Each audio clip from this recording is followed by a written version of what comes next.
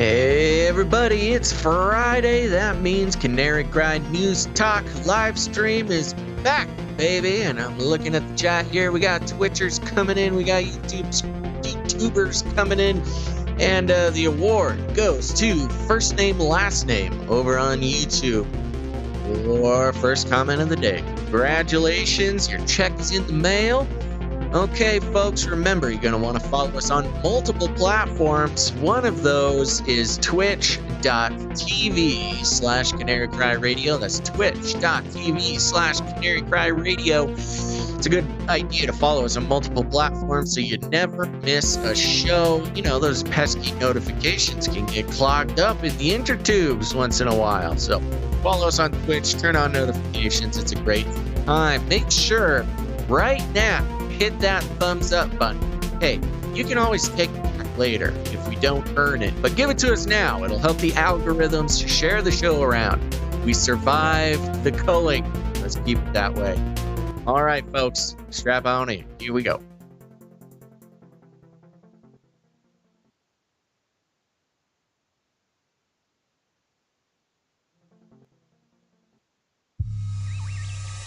The world is getting crazier.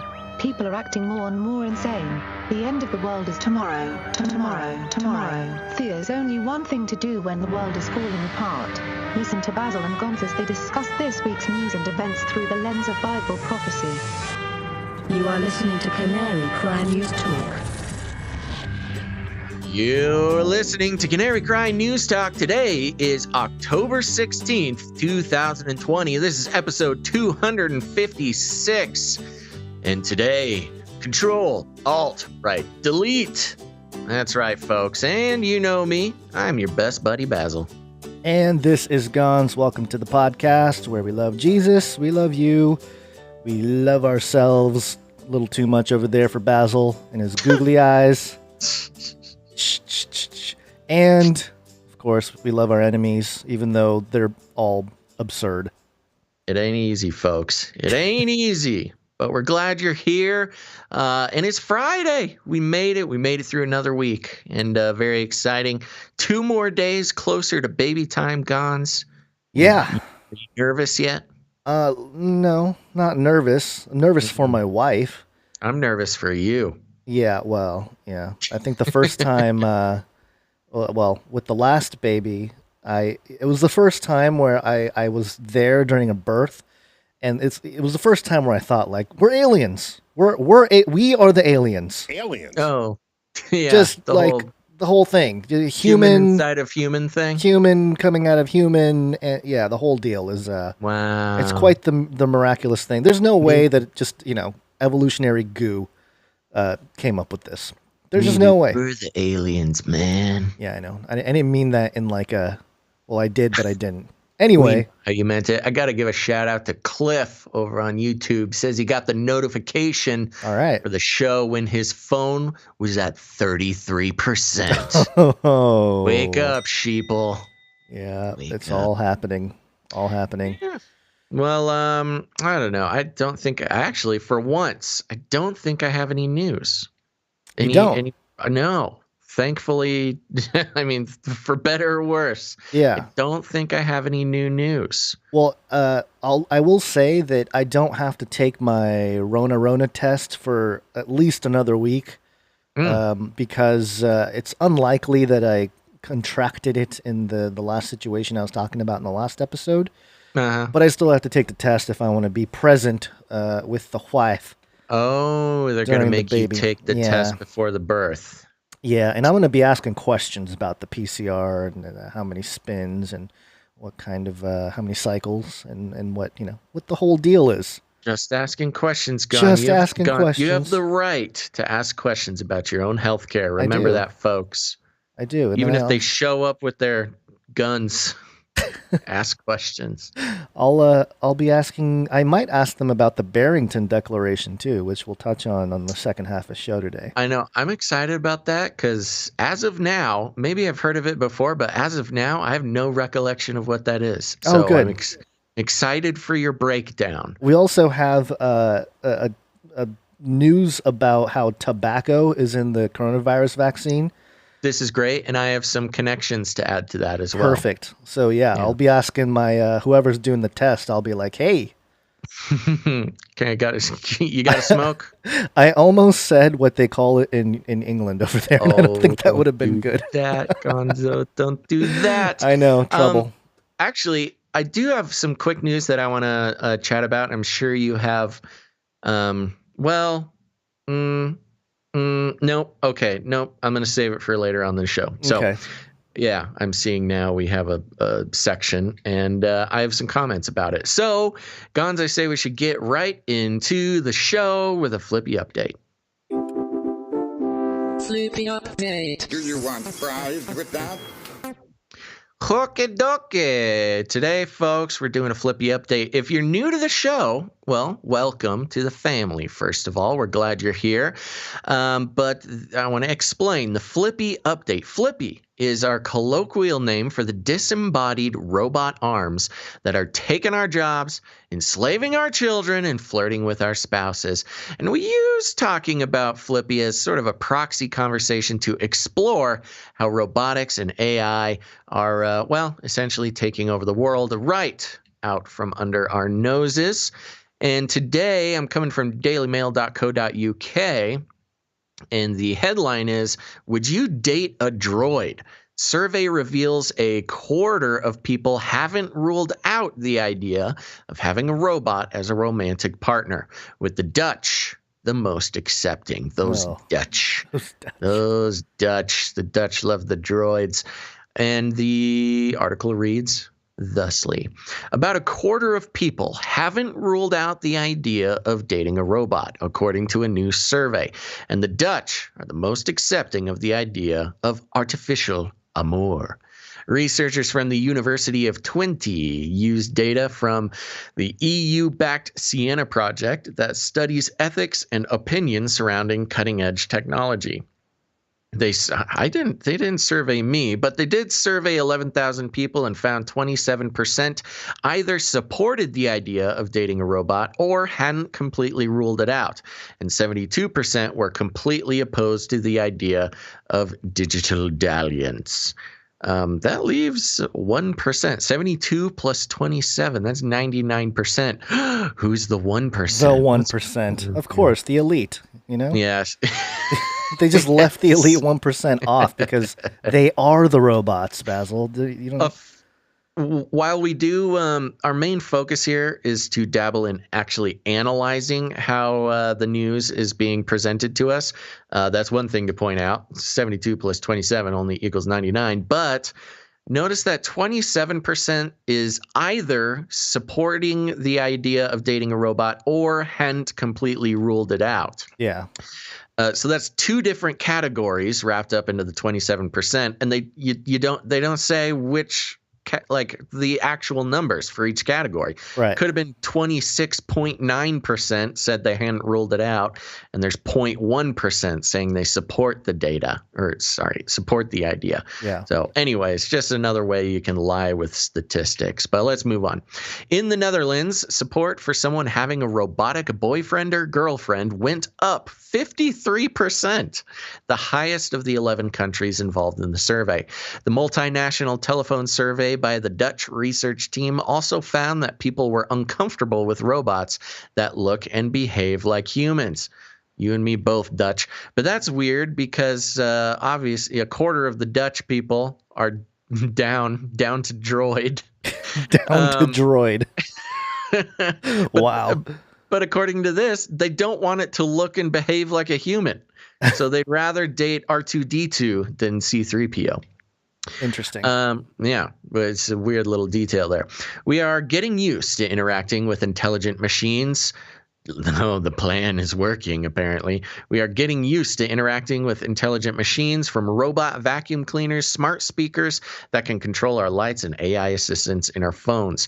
Millions of people ask Siri, Alexa, or Google to help with homework, for the weather forecast, or to book a table for dinner every day. The developments and shift towards a world dominated by robotics and artificial intelligence devices are already visible, explained the Dutch team. Having a robot clean up the carpet in the living room is very different to taking one on a date or to the bedroom. Wow. Thank you for that vivid explanation. Across all 11 countries, just 12% outright support the idea of dating a droid. Okay, there we go. There it is. 15% are on the fence, and 72% are completely opposed to it. Well, there's still hope in this world. There's still that 1% missing. I know, they're still missing 1%. People were asked how much they agreed or disagreed that it's acceptable if people have a robot as a romantic partner that is a girlfriend or a boyfriend.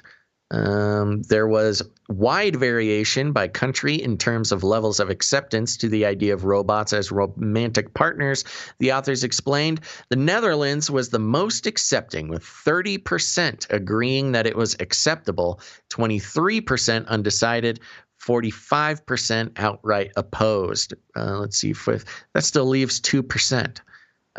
Sweden, South Korea, the U.S., South Africa, and Germany all had more than 10% of those surveyed agreeing the idea of a robotic surveyed agreeing to the idea of a robotic romance. Greece, Poland, France, Spain, and Brazil are the countries least supportive of robotic relationships, all with under 10% agreeing of them being a good idea. The survey found that 80% of people polled thought that the AI and robotics revolution would significantly change their country over the next 20 years. Under half were positive about the impact of these machines. Blah, blah, blah. Hold on, let me skip down. They kind of go into some boring stuff there for a second. Not important. Aside from love life, there was also a concern that human-like robots in the workplace, with just over half saying they don't want to work with a robot. So there you go. You can bring them home to mama, but they don't get a paycheck.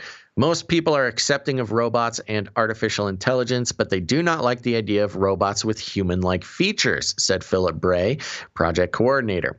Quote, "We know the benefits of interacting with machines can be enormous." Well, I think that's a little bit of an overstatement, but okay. However, as we increase our dependence on the technology, we also stand to lose some of our autonomy. Unless everyone has access to technology on the same terms, we risk building an unequal society. Oh, no. As if it's not already unequal. I know. Oh, no. I hope we don't have to ever experience an unequal society. The professor of philosophy of technology explained, according to Bray, the survey results clearly show that people have an increase in inequalities is one of the risks stemming from the transformations to society, something that could lead to a reduction of our individual autonomy. That's an interesting connection to make, but okay. The data from these surveys give a snapshot of what people know about technology and how they view both its benefits and risks. And that's the end of the article. So there you go, Gons. The idea of having a relationship with an android is quickly catching on, especially in the Netherlands. I think we're qualified. Freaky over there. Yeah, I think we're qualified to be professors of philosophy of technology. I think so too. I look, I don't want to toot my own horn, people, but I'll let my track record speak for itself. It's been 8 years now of pretty much full immersion into studying the trends in robotics and AI, personhood of robots, all these things. It's all we do, Gons. I know. We should get some sort of honorary degree. Honorary There's doctorate. any deans, university deans out there? Yeah, Get what's your our work will be check out this podcast where we document all of our essays. I want to get an honorary degree, and I'll speak at your commencement. Don't worry. I'll be in a fake beard, but I will speak at your commencement. So, college students, get on it. We need a petition or something. Excellent. So there you go, Gons. Those numbers. Actually, we've touched on the robot romance topic before. I was kind of looking through our long list of notes, and we have touched on it before, but the numbers have grown even since we've been doing this show. So yeah, there you go. We need to work harder. Well, also, something to keep in mind, one of the first things we mentioned when the whole lockdown started was that it's gonna increase the speed of the robots and the robot economy, the technology, all that stuff. Think about quarantine. If there is another pandemic that they roll out, next time it might be, due time instead of Zoom. People just want their robots, Oh. Just saying, if they want to use some of our ideas for the They are capitalistic. using our ideas. I know. They rip us off all the time, even though we're against it. We're like, they shouldn't do this. It'll be horrible if they do, and they're like, yes, we will do it. We didn't like the droids before it was cool. The joke is that everybody listens to our show, all the elite people, including like church elite people, and they react to us, which brings us to a few updates here. Okay. We interrupt this broadcast to give you a brief update. By the end of this timely interruption, you will be thoroughly updated. 33 is the number of completion of the Great War. Of course, the last Trump virtual conference had 33 speakers. We called them out, and they did something about it, apparently, because now it's been updated to 36 speakers, Yes. Basil. They added some people to the list for the last Trump virtual conference by the Prophecy Watchers, and now they can't. Somebody must have told them. Somebody's paying attention. I mean, Yeah. I looked at that list. There's some people on the list who at least have listened to the show, if not currently listen to the show. Or have been on the So, show. There's a good handful that have been on the show. A lot of them, have been on the show. So yeah, there we go. They heard the calls of the people. Don't worry, everybody. They're listening, and yes, they added 3 more speakers to the last Trump. What is it called? The last Trump? Yes. Yeah. The last Trump virtual conference. Yep. So Illuminati disconfirmed. We think. Although 3 and 6, 9. Okay. Uh-oh. We'll get into some math later. But Yeah. there's a few other 33 updates. The Illuminati dog whistle. This one was, as always, there's always 33 cases of coronavirus somewhere. The CordovaTimes.com, 2 new cases brings virus total to 33. No. Okay. Why? All right. Like, why 2 new cases? Like, what is two more? Is that like a landmark for them? Like, hey, we got to 33. We got to get a headline out there now. Because that's the only way the spell will work. Gons, you know this. Apparently. The other one here from Capital Press, empowering producers of food and fiber. Emergency farm worker housing sanitation rule nets 33 violations. Oh, a lot of violations. That's too many violations. That's a lot for a sanitation thing. Salem, an emergency rule to protect Oregon agricultural workers from COVID-19 during this year's harvest, is set to expire October 25th. So far, the rule has resulted in 33 violations, officials say. So don't go out in nature in Oregon. I don't know, or at least don't farm unless. Well, they better not get any more violations because they're not going to report 34. Yeah, I know. Yeah, they'll break the spell. Yeah. There's a quick race wars update that we have to get to here. The race wars. Race wars. Race war. I've warned you and warned you and warned you. This is Pix11.com. Kyle Rittenhouse won't face charges in Illinois for Kenosha shooting. Knew it. And I think you called this one, didn't you? Did you call this one? Yeah, I did. As much as I would like to take credit, I mean, it was pretty obvious that he wasn't going to face any things, no matter how many times news anchors call him a Nazi. Yeah, Nazi, white supremacist, whatever it was. But yeah, I mean, I'm not really too surprised by it, especially with some of the video footage that they have of what happened. Again, we don't have to reiterate the point, but he wasn't just like walking around shooting people.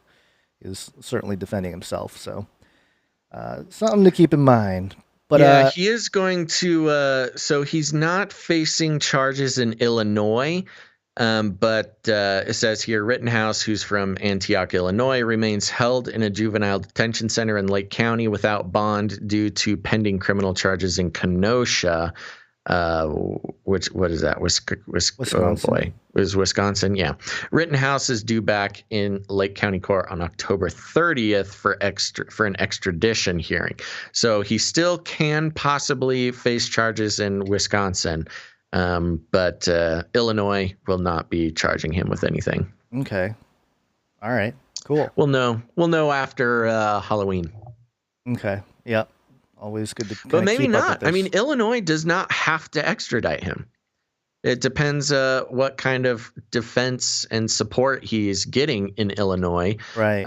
Because technically, Illinois does not have to extradite him. He just needs to not get caught somewhere in Wisconsin. He just has to stay out of Wisconsin. Well, I was going to say, why was it even a question from Illinois? Just because he's from there? Is that why they...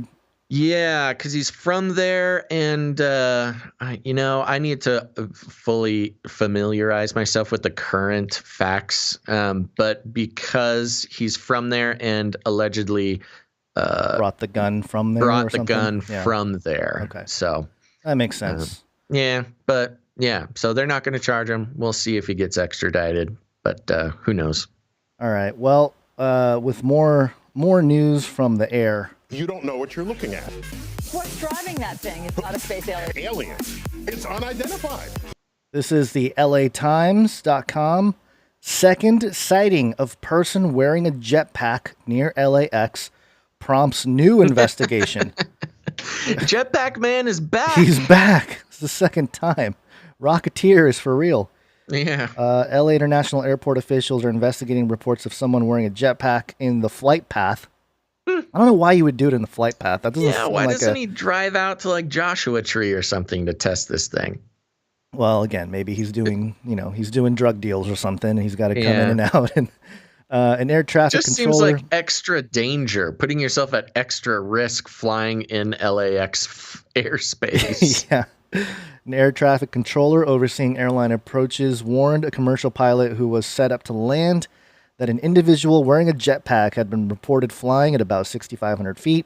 A China airline crew, there we go. They can't be trusted. They're just making stuff up. I'm just kidding. Member reported seeing China hoax. Jetpack Man does not exist. What appeared to be someone in a jetpack roughly 7 miles northwest of the airport around 1:45 p.m. Wednesday, according to the Federal Aviation Administration. So, yeah, there you go. I mean, this is the second time in a couple months that's happened? 6,500 feet is so high. That must be terrifying. This guy's got real cojones. Whoever it is. It's Iron Man. It's Iron Man or Rocketeer, one or the other. Mm-hmm. I like Rocketeer, just because it was more retro. Gons, you can't throw us off. We know it's you. No. Maybe. There you go. Strong denial, folks. Strong denial. A wandering no. All right. Well, maybe I'll fly in and meet Trump from the sky because he's coming to my neck of the woods here. We will launch a new age. Yeah, this is ABC7.com. Trump to attend private fundraiser in Orange County on Sunday. Oh, his last bastion of California support. Yeah, I'm surprised he's even making a visit to California. It might be one of his body doubles, Oh, yeah. President Donald Trump is scheduled to visit Orange County on Sunday for a private fundraiser at tech mogul Palmer Luckey's estate. Do you know who Palmer Luckey is, Basil? Or Luckey? No. He's donated like $500,000 to the Trump Foundation. Luckey is a Long Beach native who was 19 when he co-founded the Oculus Rift virtual reality system in Irvine. Interesting. Yeah. So we have him to thank for your googly eyes. My googly eyes. Oh. His company sold for an estimated $3 billion to Facebook in 2014. So he got his money.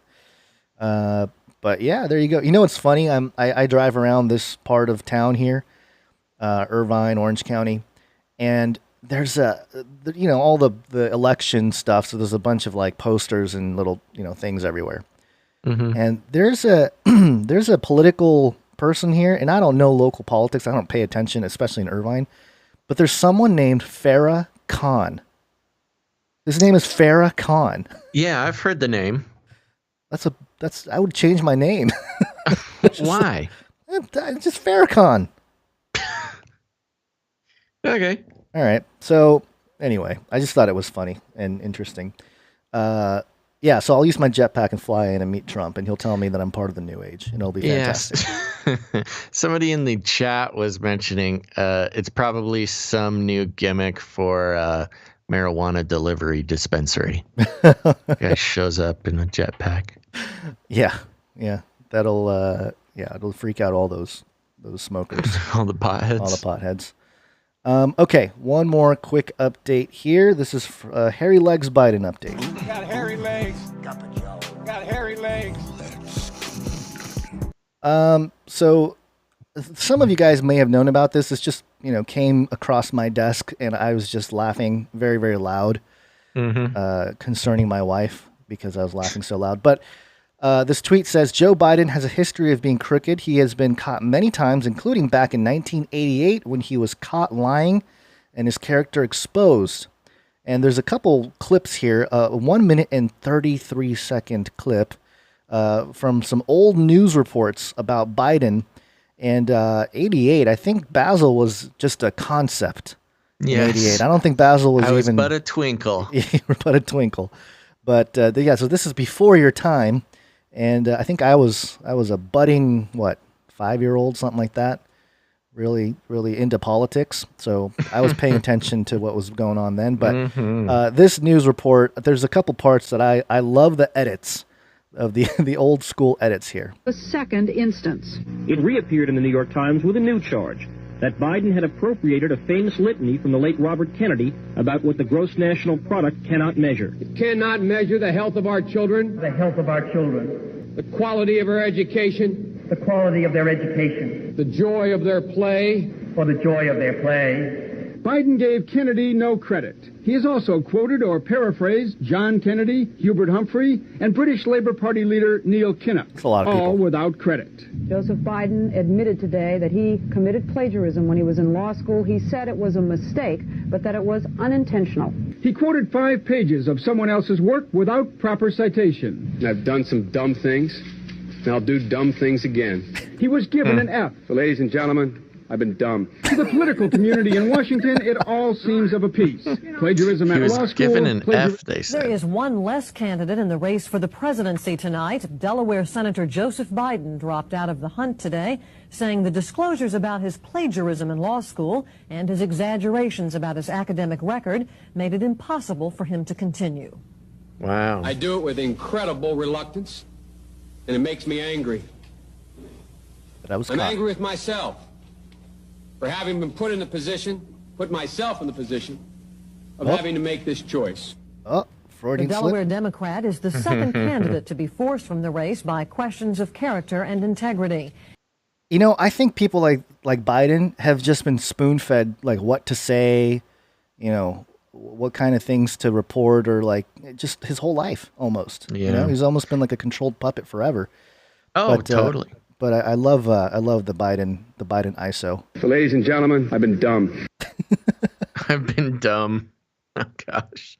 Yeah. Well, we've known about his habits of plagiarism for a while. He had a recent one, but it's nice to know that it's been as would be pointed out if it were aimed towards a Republican. This is a pattern of dishonesty and plagiarism. So there you go.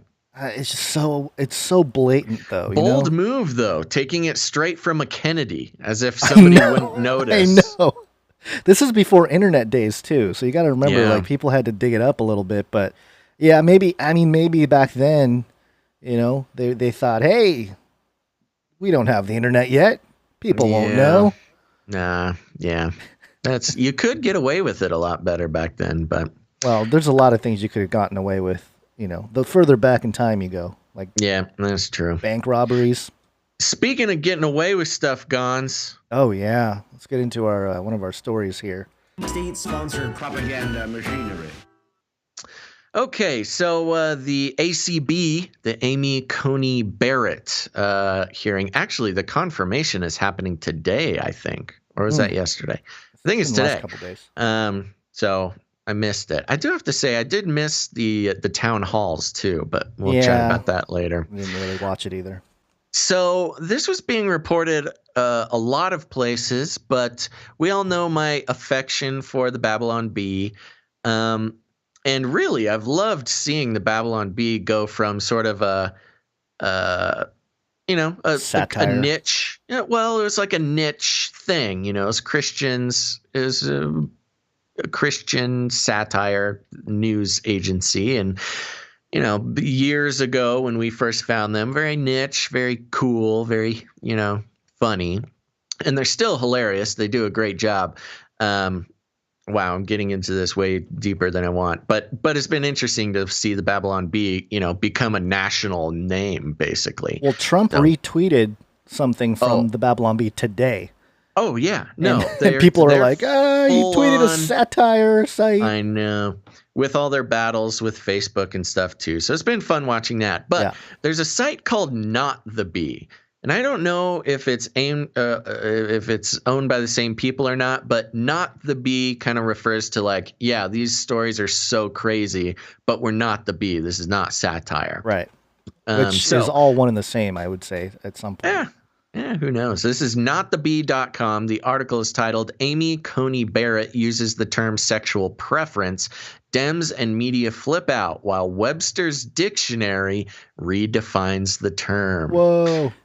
I know, it was crazy. There is so much going on in this story, it's hard to know where to begin. Hawaii Senator Mazie Hirono is making all sorts of headlines after yesterday's SCOTUS nomination hearing of Amy Coney Barrett. She asked if Barrett has ever sexually assaulted anyone, prompted by nothing, but that wasn't enough. Hirono then goes on to claim that Judge ACB has used the term sexual preference instead of sexual orientation, because it is an offensive and outdated term. Here's MSNBC producer's take on the term. Sexual preference, a term used by Justice Barrett, is offensive and outdated. The term implies sexuality is a choice. It is not. News organizations should not repeat Justice Barrett's words without providing important context. The article that was a tweet. The article continues, not only is it offensive and outdated, news stations shouldn't even broadcast the phrase. Of course, the internet is quick to point out the Democrat hypocrisy on this issue. Here's a highlight reel of high-ranking Democrats using the term sexual preference. This is, let's see here. Oh, there's some clips. Are you able to play those clips? Oh, wait. You want me to play it? Yeah, I don't know what this clip is. No, that's of the actual hearing. Yeah, why don't you play it? You use the term sexual preference to describe those in the LGBTQ community. And let me make clear, sexual preference is an offensive and outdated term. This time bring everybody along, regardless of color, sexual preference. Based on whatever color, what their sexual preference might be. By race, by age, by sexual preference. Doesn't matter what your sexual preference is. What their sexual preference is. Never in the course of her military career had anything about her sexual preference had any impact. Based upon race, color, or preference or sexual preference. I don't think that you use the term sexual preference as just, I don't think it was an accident. Our society has come to respect people, whatever their sexual preference. Come on, RBG, get it out. RBG, get it out, yeah. So there you go. The article continues. Joe Biden, Keith Ellison, and even the notorious RBG have all used the term sexual preference without any repercussions. Also, here's a story in the ultra-woke Atlantic. That's the widow of Steve Jobs' outlet. Also, here's a story in the ultra-woke Atlantic that uses the forbidden term when describing an Obama executive action. Sunny does a great job listing nearly 20 stories that use the ultra-offensive term. And then there's a little tweet there from the Atlantic. Obama likely to sign executive order, the Atlantic, on the basis of their sexual preference or gender identification. Article continues, and there's the Advocate running a headline with the quote-unquote offensive phrase just 18 days before decrying the use and deeming it an anti-LGBTQ term once it is associated with ACB.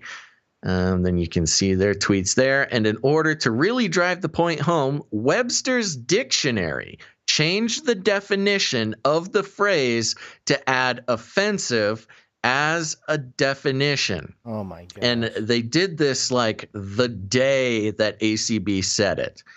And there's a tweet there from Steve Krakauer. As recently as last month, Webster's Dictionary included a definition of preference as orientation or sexual preference. Today, they changed it and added the word offensive. And you can see the actual screenshot there. Check it out. Number 5, changes from a link to orientation to an additional definition of offensive. And this happens just after ACB is associated with the term. They think they can get away with this. It's so brazen and right in front of our eyes.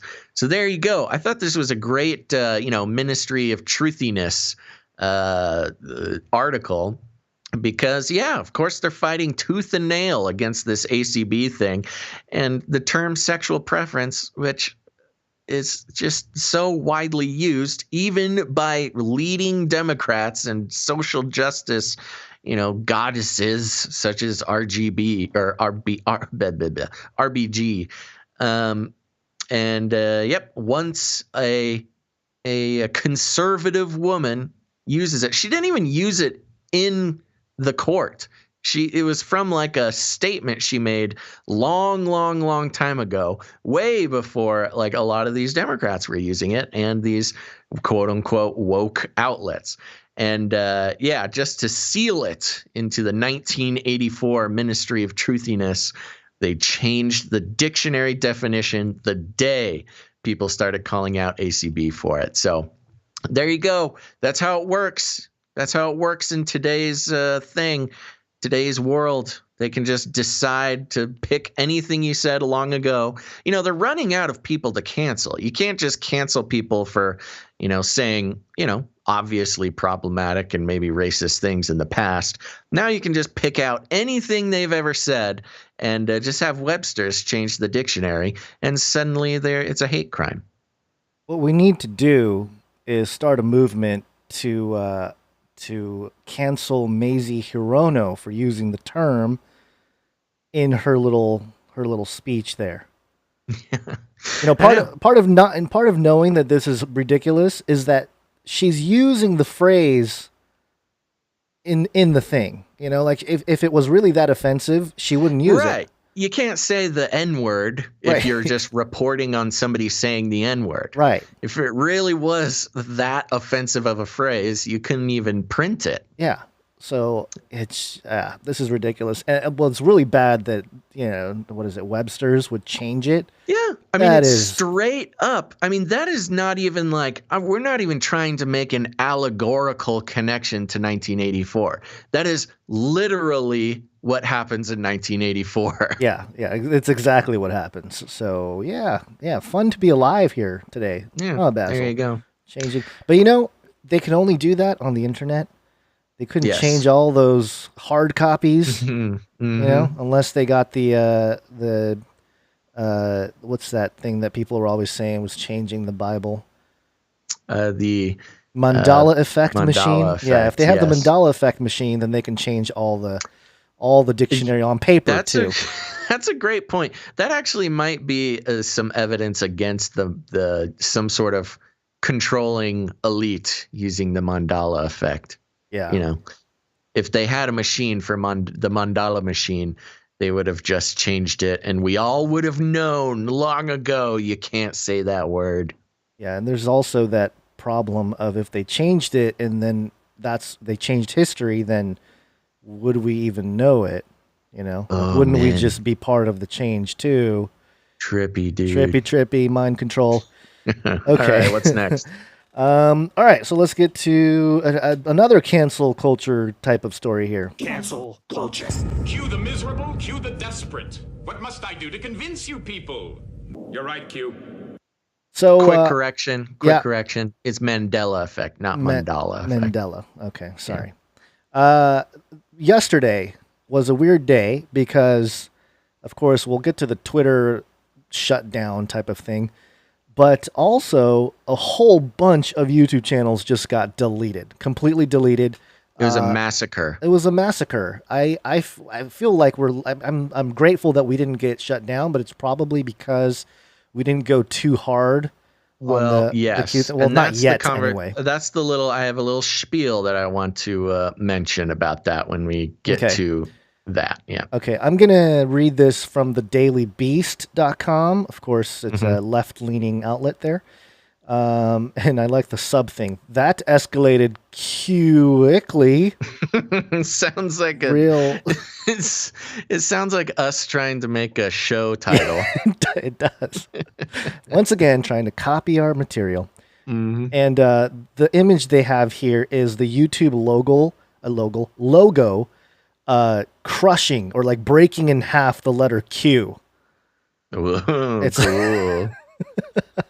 It looks like someone's paint shop job. It doesn't even look like it's made from Photoshop. It's just so bad. MS Paint? MS Paint, yeah.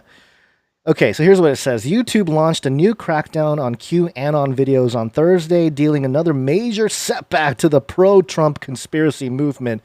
I don't know if it's a major setback, but okay.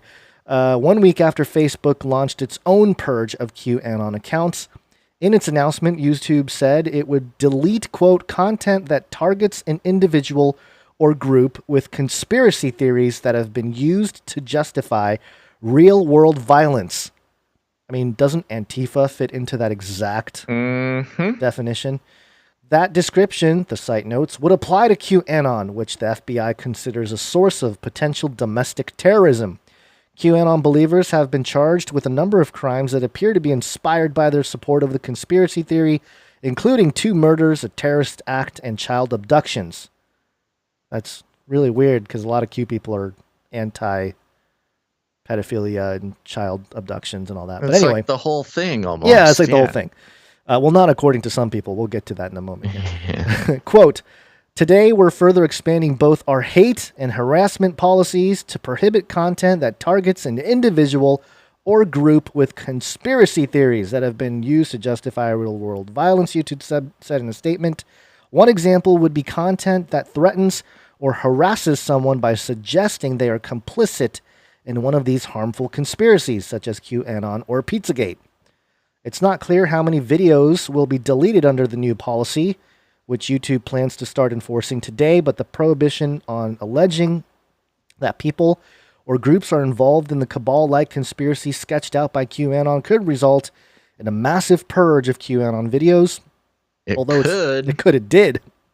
Maybe this person didn't get the memo. Although it's not clear how prevalent QAnon content is on the site. The new YouTube policy doesn't qualify as an official QAnon ban, but YouTube expects that it will drastically impact the QAnon community on the site. Okay, well, all right, then it's practically a QAnon ban then. An earlier YouTube crackdown in 2019 resulted in tens of thousands of QAnon videos being deleted, while a change to the site's algorithms caused recommendations pushing people to QAnon channels to plunge, according to the platform. The new policy changes come 3 days after the YouTube CEO, Susan Wojcicki, refused... We haven't talked about her recently. We haven't, but here she is. She's back. Is she in the chat? We'll see. To commit to a full QAnon ban in an interview, saying instead that YouTube was, quote, looking very closely at QAnon. YouTube had become an even more important base for QAnon believers after the Facebook ban forced QAnon promoters to look for other platforms to host their content.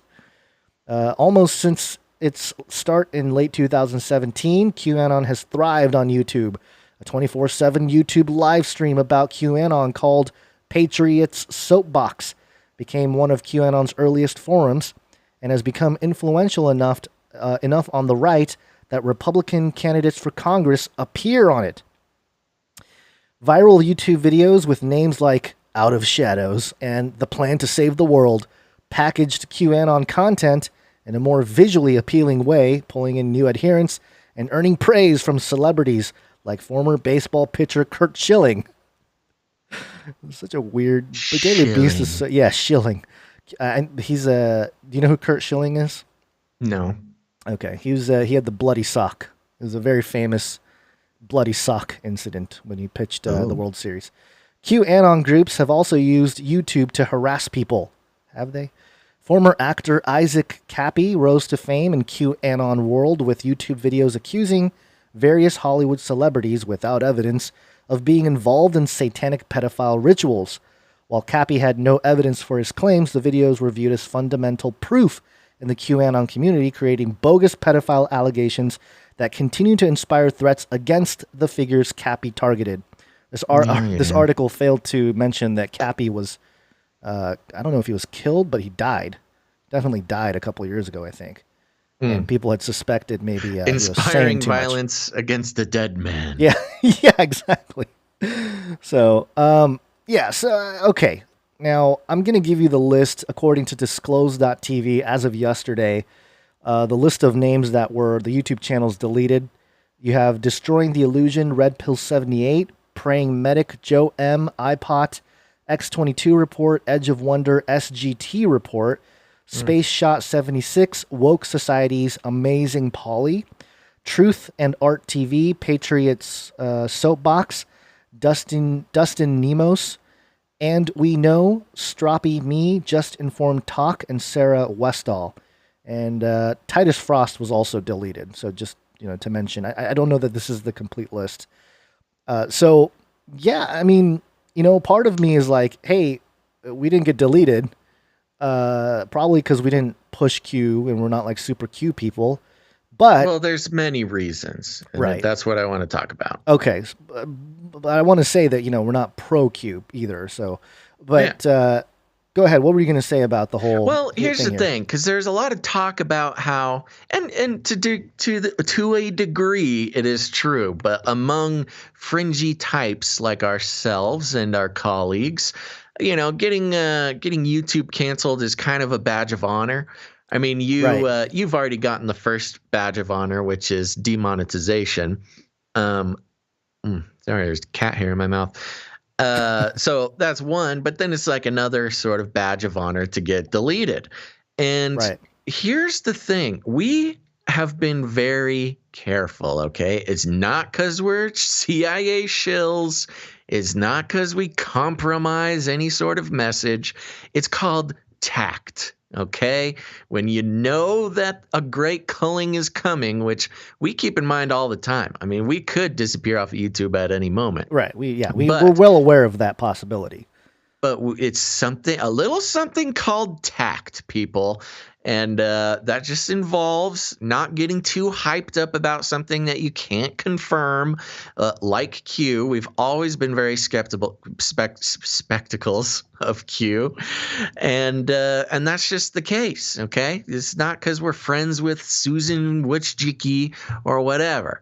If you've been watching the show for a while, it's known that people can spot out when I begin talking in my tactful way, like I am right now. Right. Because I mean, it's really just takes one slip up to put your channel on a list. Right. And we try I do. I mean, I don't know about you, Gons, but I try very hard to make sure that we're very specific about what we say and we don't fall into the trap of adding more hype to something that doesn't need our hype. There's no value for you and I to add stuff to certain hype cycles. And so, I get it. Canary Cry didn't get banned. And believe it or not, folks, that's a good thing. And it's on purpose. So, well, I do want to mention also that not all these people on the list are like just exclusive Q peddlers. Yeah, these people are just truth. There's a lot of truth seekers on this list of just people that, they may have interviewed Q, pro Q people or whatever, but that's part of the issue here too, is like, oh, you had a guest on, then delete your channel. It's like the problem here is more so on this idea that they're just going to delete millions of subscribers when you put them all together, and probably billions of hours of video and research and everything else. And that's the part of it where it's kind of like a book burning going on. Right. because, for example, Titus Frost, he had tweeted out how, he had put all his research and, he's backed up his stuff. So it's not like it's completely gone, but YouTube being sort of supposedly kind of like your town square, right? Where you go to find your information, being the second or third biggest search engine in the world. He had all that research and evidence and everything posted on his channel. So when they delete your channel, there goes all that research too, all that evidence that people can look up. And that's the part where it's just really, on the theme here of, Control Alt Delete or censorship, 1984 style, whatever. This is like a modern day book burning. And I think it's really unfortunate, but also, again, these people are going to get a kind of, attention push from, the people they appeal to. That crowd is going to support them. They're going to be fine. Yeah, I think they'll be okay. Fine. They have very supportive people. Much like we do. Right. And another part of it is, especially with this show, Canary Cry Radio is its own thing. But this show, we're just doing analysis. This is news analysis. We just read straight from the headlines and analyze it and connect dots. If that happens to cross over with some sort of conspiracy theory or Q thing, then it happens to do that. But mainly here we are analyzing the mainstream news that's coming at us. Right. And that's saved us here for a while. I do want to give some shout outs to RIP Epstein, aka Lo Mossad, in the chat. Says what Basil and Gons do is prove they know how to tell the truth without trying to write any nonsense. Virtue pays off. And New to Box says, got to know when to hold them. And that's what we do. We know when to hold them. Yeah. All right. And we've mentioned before how, it was a very, some people subscribing, go for it. There were opportunities for us to just really be sensational about, or just even for myself on just the Face Like the Sun side of things, to be like super sensational about like, dude, the Q thing, and it's all going down. We're taking down the pedo elite and all this kind of stuff. And certainly, as a normal human being, it's like, yeah, it would be nice if a pedo ring would go down. And it would be nice to think that like some people that are within the ranks are doing something about it. Of course, 100%. But, in terms of taking Q posts, and I heard 8kun went down too. I don't know if that's 100% true, but some of those outlets went down too. And so a lot of weird things happening. We just can't trust the internet. And that goes for us too. Like, don't just trust us because we're saying something on here on the internet. Right. Go do your own research. And that's the biggest part here is people have lost the ability to think critically and think for themselves and be good Bereans.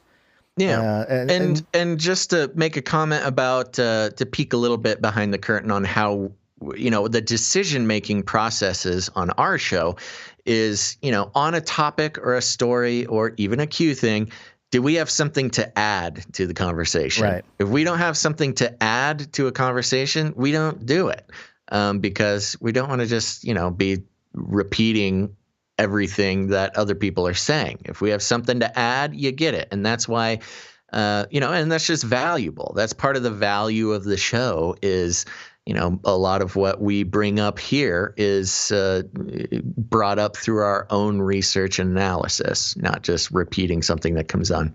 Yeah. Oh, yeah. I see that now. Somebody in the YouTube unsubscribing now. Okay. Bye-bye. Okay. Yeah. See you later, buddy. It's always funny how people think that that's like I don't know. It's when you make the announcement that you're unsubscribing, it's almost like, okay, it almost hurts more if you don't say anything. It's a cry for help. Yeah. It's a cry for help. It's a cry to appeal. Okay, the other part of it, just to mention here, is that, what was it going to be? There was something else about it. I forget. You got another link there. I do. I was going to get to that. Yeah, I mean, okay, so just the things that we've mentioned before, so we don't have to dwell on it for too long, but But Adam42 does mention, I'll just mention really quick, says in the chat, think it'll get to the point where you'll get banned just for preaching the gospel. Yeah, I think that, to stop, again, tooting our own horn and doing that, this is a step towards, censorship of all sorts of things. Right. And of course, we know, I mean, it is foretold that, preaching the gospel will get lumped in with this, as well as a lot of other stuff. Anything counter narrative. I mean, it's just a matter of time. Yeah. Well, so you reminded me of what I was going to say was that for me, I was suspicious very early on about the whole QAnon thing from the beginning, not in terms of its content, but more so the kind of movement it was creating, because it was almost like the I don't know, the I'm trying to come up with an analogy with bugs or something, but you attract certain types of people or certain types of researchers to really, jump on a topic or jump on something. Because a lot of again, you don't have to be QAnon, like super Q, but if you talk about it or you really do the kind of thing that Q people or that appeals to QAnon audience, you'll get lumped in. And so it's much easier to get on a list if you mention it and then boom, you chop it all off at once. And, who knows? I mean, I know Face Like the Sun is on some kind of, the algos have worked against this channel for a while now because obviously, we're not getting any reach on the people that, that have subscribed to the channel and things like that. Right, so we get it. But again, it's just one of those things. And people mentioning Alex Jones in the chat. And I from the beginning, when they banned Alex Jones on YouTube and all this, I was like, oh, this is the prototype. They're really sort of, not saying Alex Jones is one way or another. A lot of people think he's controlled opposition and whatnot. And maybe he is, especially with some of the things you're not allowed to talk about on InfoWars or you get, crushed or whatever. But I think when they banned him, quote unquote, banned him, it was sort of okay, this is how it's going to go. And for him, it was like, oh, it was a Sandy Hook conspiracy. He didn't, he talked about the Sandy Hook conspiracy. Well, they just now have Q as this one letter, sweeping thing that they can just get everybody on to a certain bus. You categorize yourself. Yeah, you categorize yourself. You get them all on this bus, and then you, drive the bus off the cliff, kind of thing. Yeah. So I'm looking for it. Somebody, I don't know if you're listening. Whoever this was who sent it to us or tagged us in it, do it again because somebody was connecting us to an article regarding it was some congressional committee that they were claiming they had evidence that there's a congressional committee person bringing up in a meeting that they wanted to feed disinfo into the Q group. There is some actual evidence that might be happening. I'm looking through all my notifications. I'm trying to find that shoot. When I saw it, I should have saved it. But anyways. You reminded me of a story that we didn't have in here, which I think I shared with you about that Canadian court that I sent you yesterday. Gosh. Yeah, that was crazy. Yeah, I might need to pull that up. The Canadian Parliament or whatever actually discussing internment camps. Yeah. And I guess an RFP, a request for whatever. Publicity or whatever. Yeah, it's whatever the government document that goes out that to try to lure in companies to put in a bid.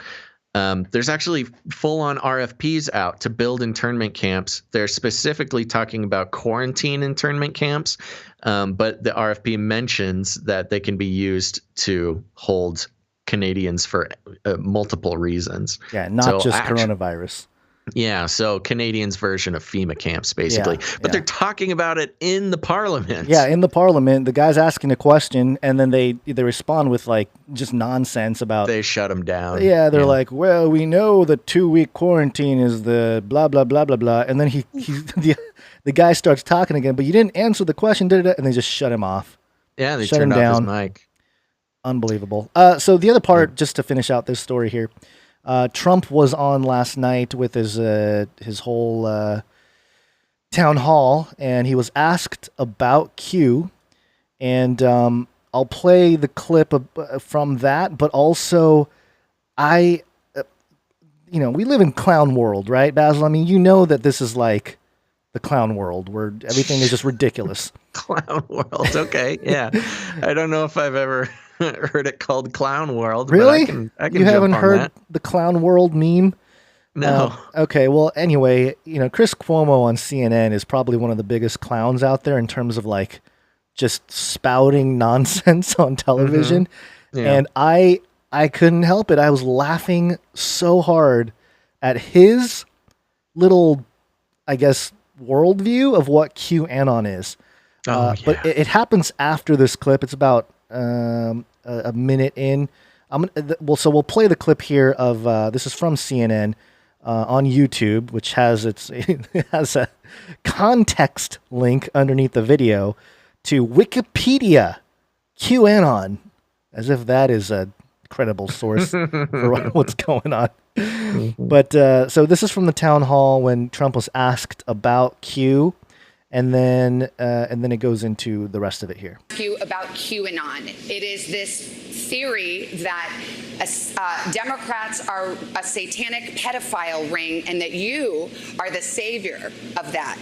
Now, can you just once and for all state that that is completely not true and that disavow QAnon in its entirety? I know nothing about QAnon. I just told you. I know very little. You told me, but what you tell me doesn't necessarily make it fact. I hate to say that. I know nothing about it.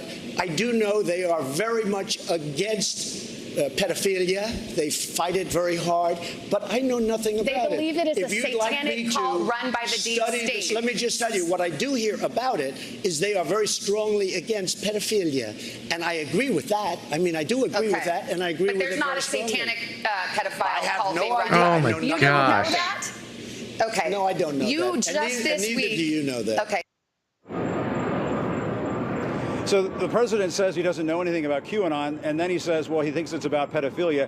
It can't be both of those things, Chris. And finally, you were talking about this retweet that he put out there earlier over the last 24 hours. He looks so concerned. Lending credence to this crazy conspiracy theory that Osama bin Laden is still alive. When you're president of the United States, you simply don't do that. You don't retweet crazy conspiracy theory tweets. And so it's sort of, I think that encapsulated the night for me, Chris, because it felt like tonight was 1 hour of 4 years of the Trump presidency, lies, conspiracies, and nonsense. That's a good title for a special. Jim Acosta, thank you very much. Appreciate the reporting. Let's bring in the big brains. The Chief big Doctor, brains. Sanjay Gupta, Dana Bash, David Big Challian, brains are coming and in. Michael Smerconish. It's good to have you all. Thank you very much. Important night, Dana. Look, we all know, again, the device of I don't know anything about it, but first of all, he's dead wrong about QAnon being against pedophilia. What they're against is Catholics. What? What? Is that Andrew Cuomo? Who is that? Chris Cuomo. Chris is the reporter. I think Chris is the reporter, yeah. Okay. Yeah, Chris. Oh my God. QAnon's not against pedophilia. They're against Catholics. What a whack. This dude knows nothing. Not only does he know nothing, the words he's saying mean nothing. Had to be laughing for like a half hour last night. I couldn't take it. I kept listening to it. I'm like, what? At least here's the thing. At least represent your enemies properly, right? If you're gonna say something, at least say accurate things about the thing you hate. They're not just nonsense. Not at all against pedophilia. They're against Catholics.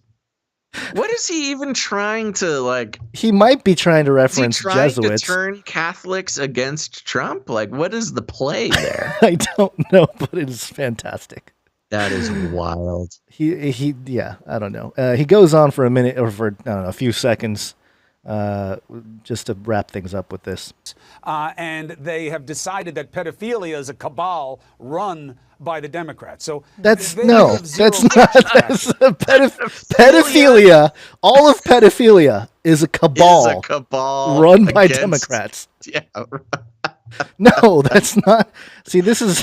How do these guys have careers, man? This is crazy talk. He knows less about QAnon than Trump does. This wow. is false. I mean, okay. like whatever. I know it's CNN. I still don't know who watches CNN anymore. But I just happened to come across this clip, and I didn't see anybody really talking about it. But I got a good laugh out of it. I just thought it was hilarious.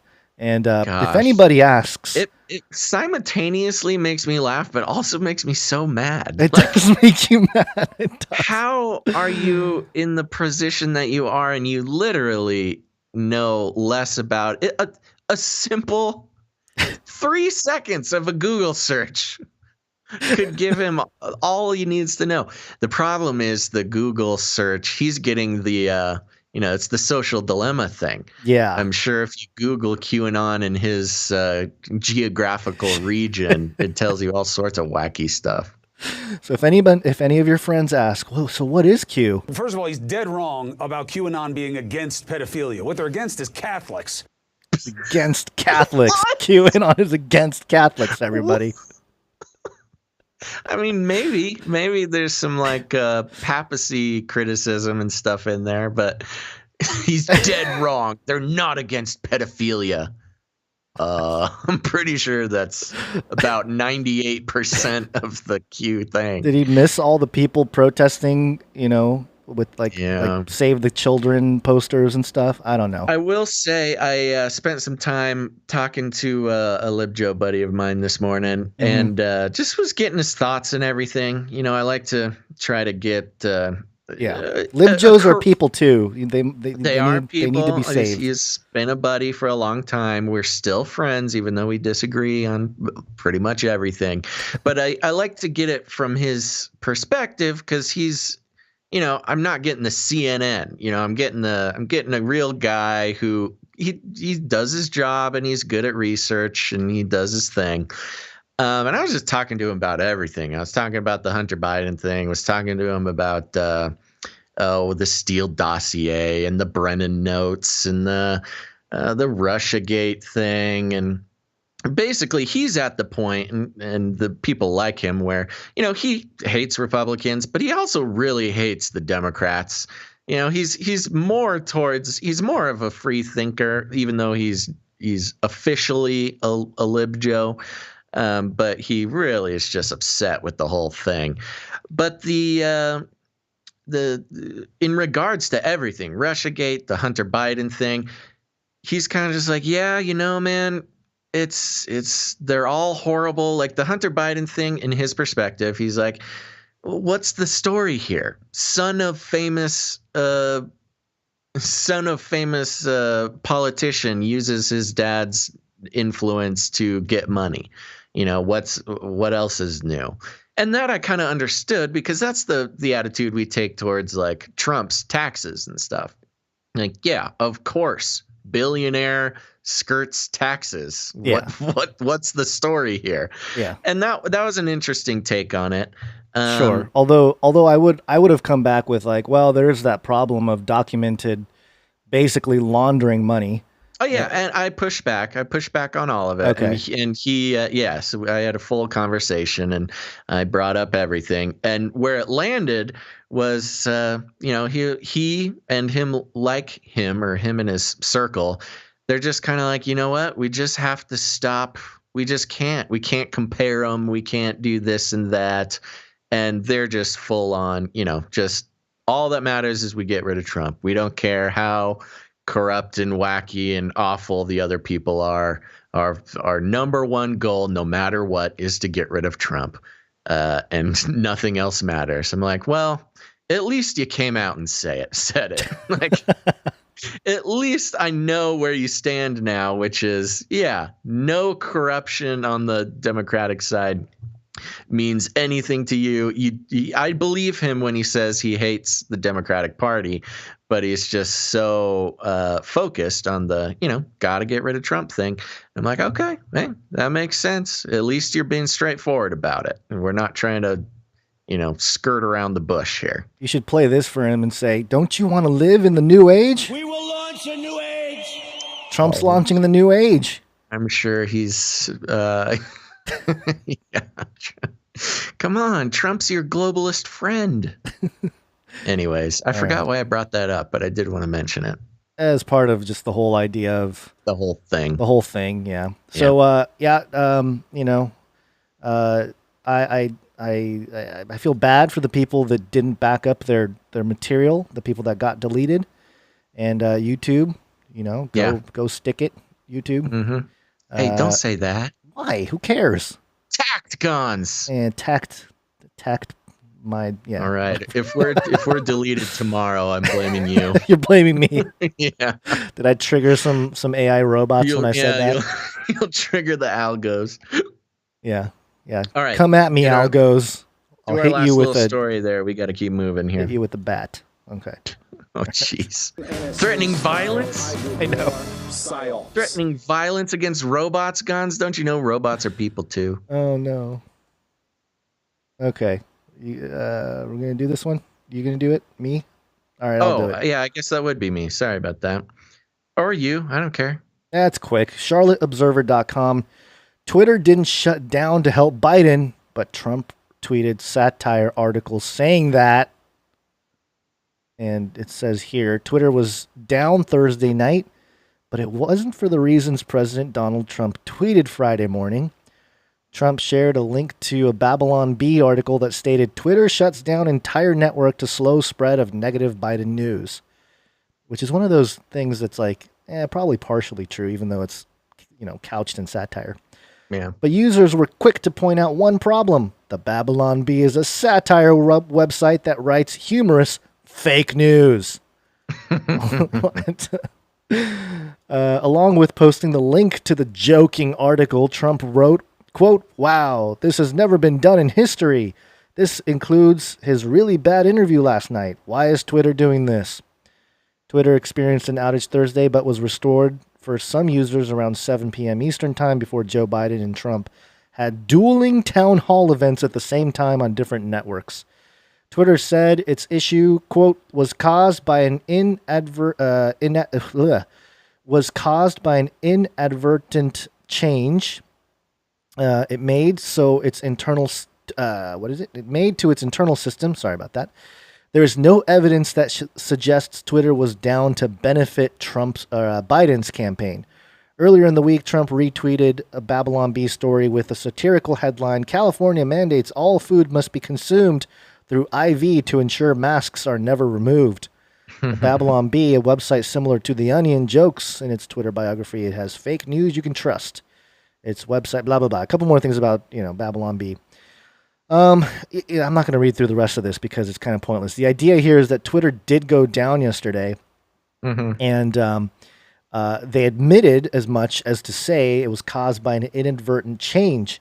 And you know what I think they did, Basil? I think they got rid of some of the algos that were discriminatory towards conservatives, because there was that whole thing with Hunter Biden. Facebook and Twitter both heavily censored that story from the New York Post, right? Which, by the way, just to keep in mind, New York Post is owned by Rupert Murdoch. I think it's the same people that own Fox. So, right-wing material, but also globalist, just kind of keep that in mind. That's known. It's known, but I think just, to mention it. Yeah. But I think Ted Cruz came out and he was like, hey, we're going to subpoena Jack Dorsey. We want him out here to, explain what he's doing, blah, blah, blah. And it was right after that, Twitter goes down. Twitter doesn't work for a couple hours. Right. And then today, did you see what was trending today on Twitter? Like thousands, tens of thousands of tweets. No. Jesus Christ is Lord. Trending.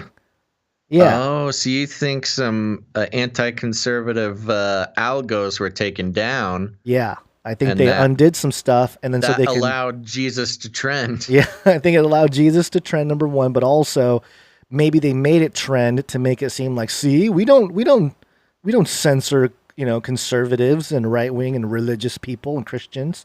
Right. So to gather some data if they are if they have to actually appear in front of the court. But it was weird. It was weird when because I remember I texted you, right? I was like, hey, I can't tweet out. Can you tweet out? And I was like checking in. I tested it and mine was shut down too. Yeah. So it was definitely down. And it's just one of those things that makes me want to just. I want the election to be over. That's I know. a main thing. It's like, okay, is it November So do yet? I. And every time I think about it, it makes me sad because I know it's not going to be over November 3rd. No, I hope you're wrong, and it's it's just people just accept it. But based on what happened last time, I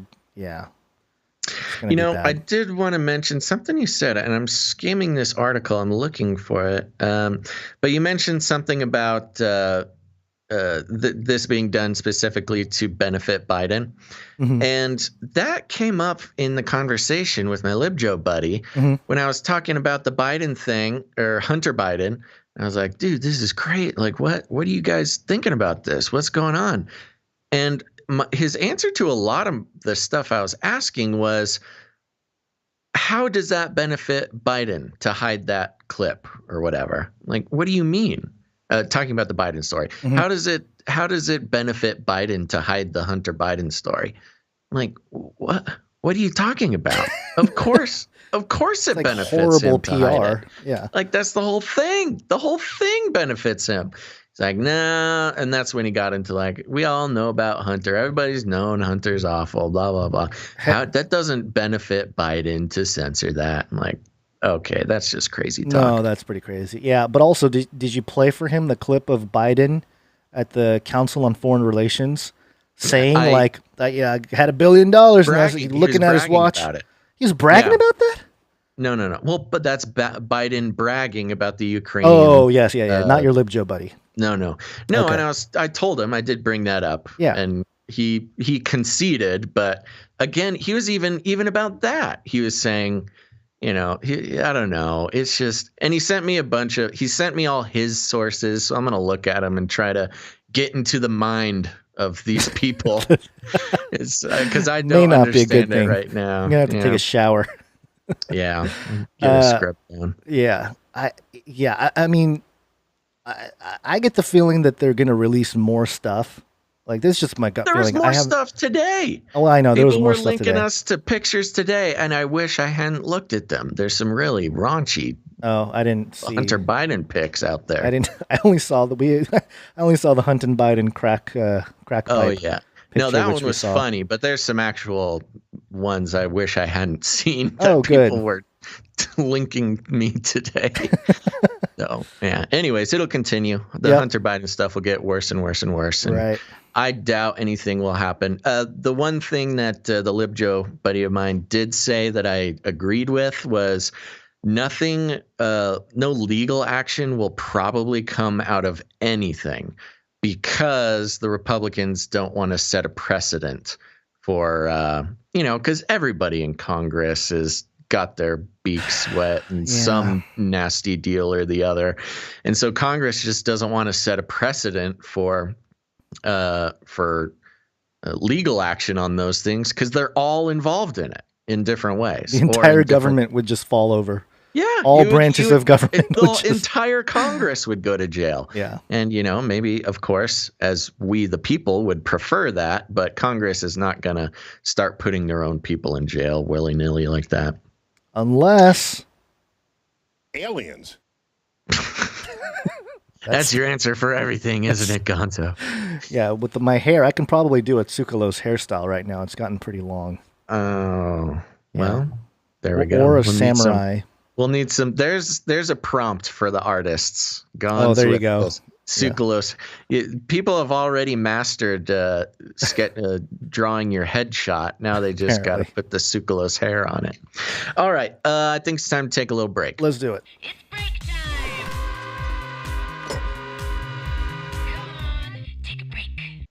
That's right. We're just going to take a quick break. And I hate to do it because viewership is pretty good right now. And we always lose about, 10%, 20%. We can make it a little quicker. Well, Yeah, we can. Well, we got. Anyways, we're going to take a quick break, but don't go anywhere, because after the break, we're talking about how tobacco is going to be involved in the COVID vaccine.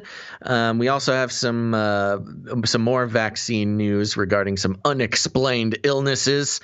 Also, we're going to be talking about something called the Barrington Declaration, which Gons will be educating us all on. I'm not sure what that is. So there you go. So stick around. Don't go anywhere. We're just going to take a couple minutes to thank some of our producers and some of our new Twitch followers. Gons, it's a short Twitch follower list, so let's zoom through it. You ready? Ready. Let's thank. We got to make it bigger. Anhadelabare. Anhadelabare. Thank you. We got Hairy Legs Joe. All right, Joe. Yeah.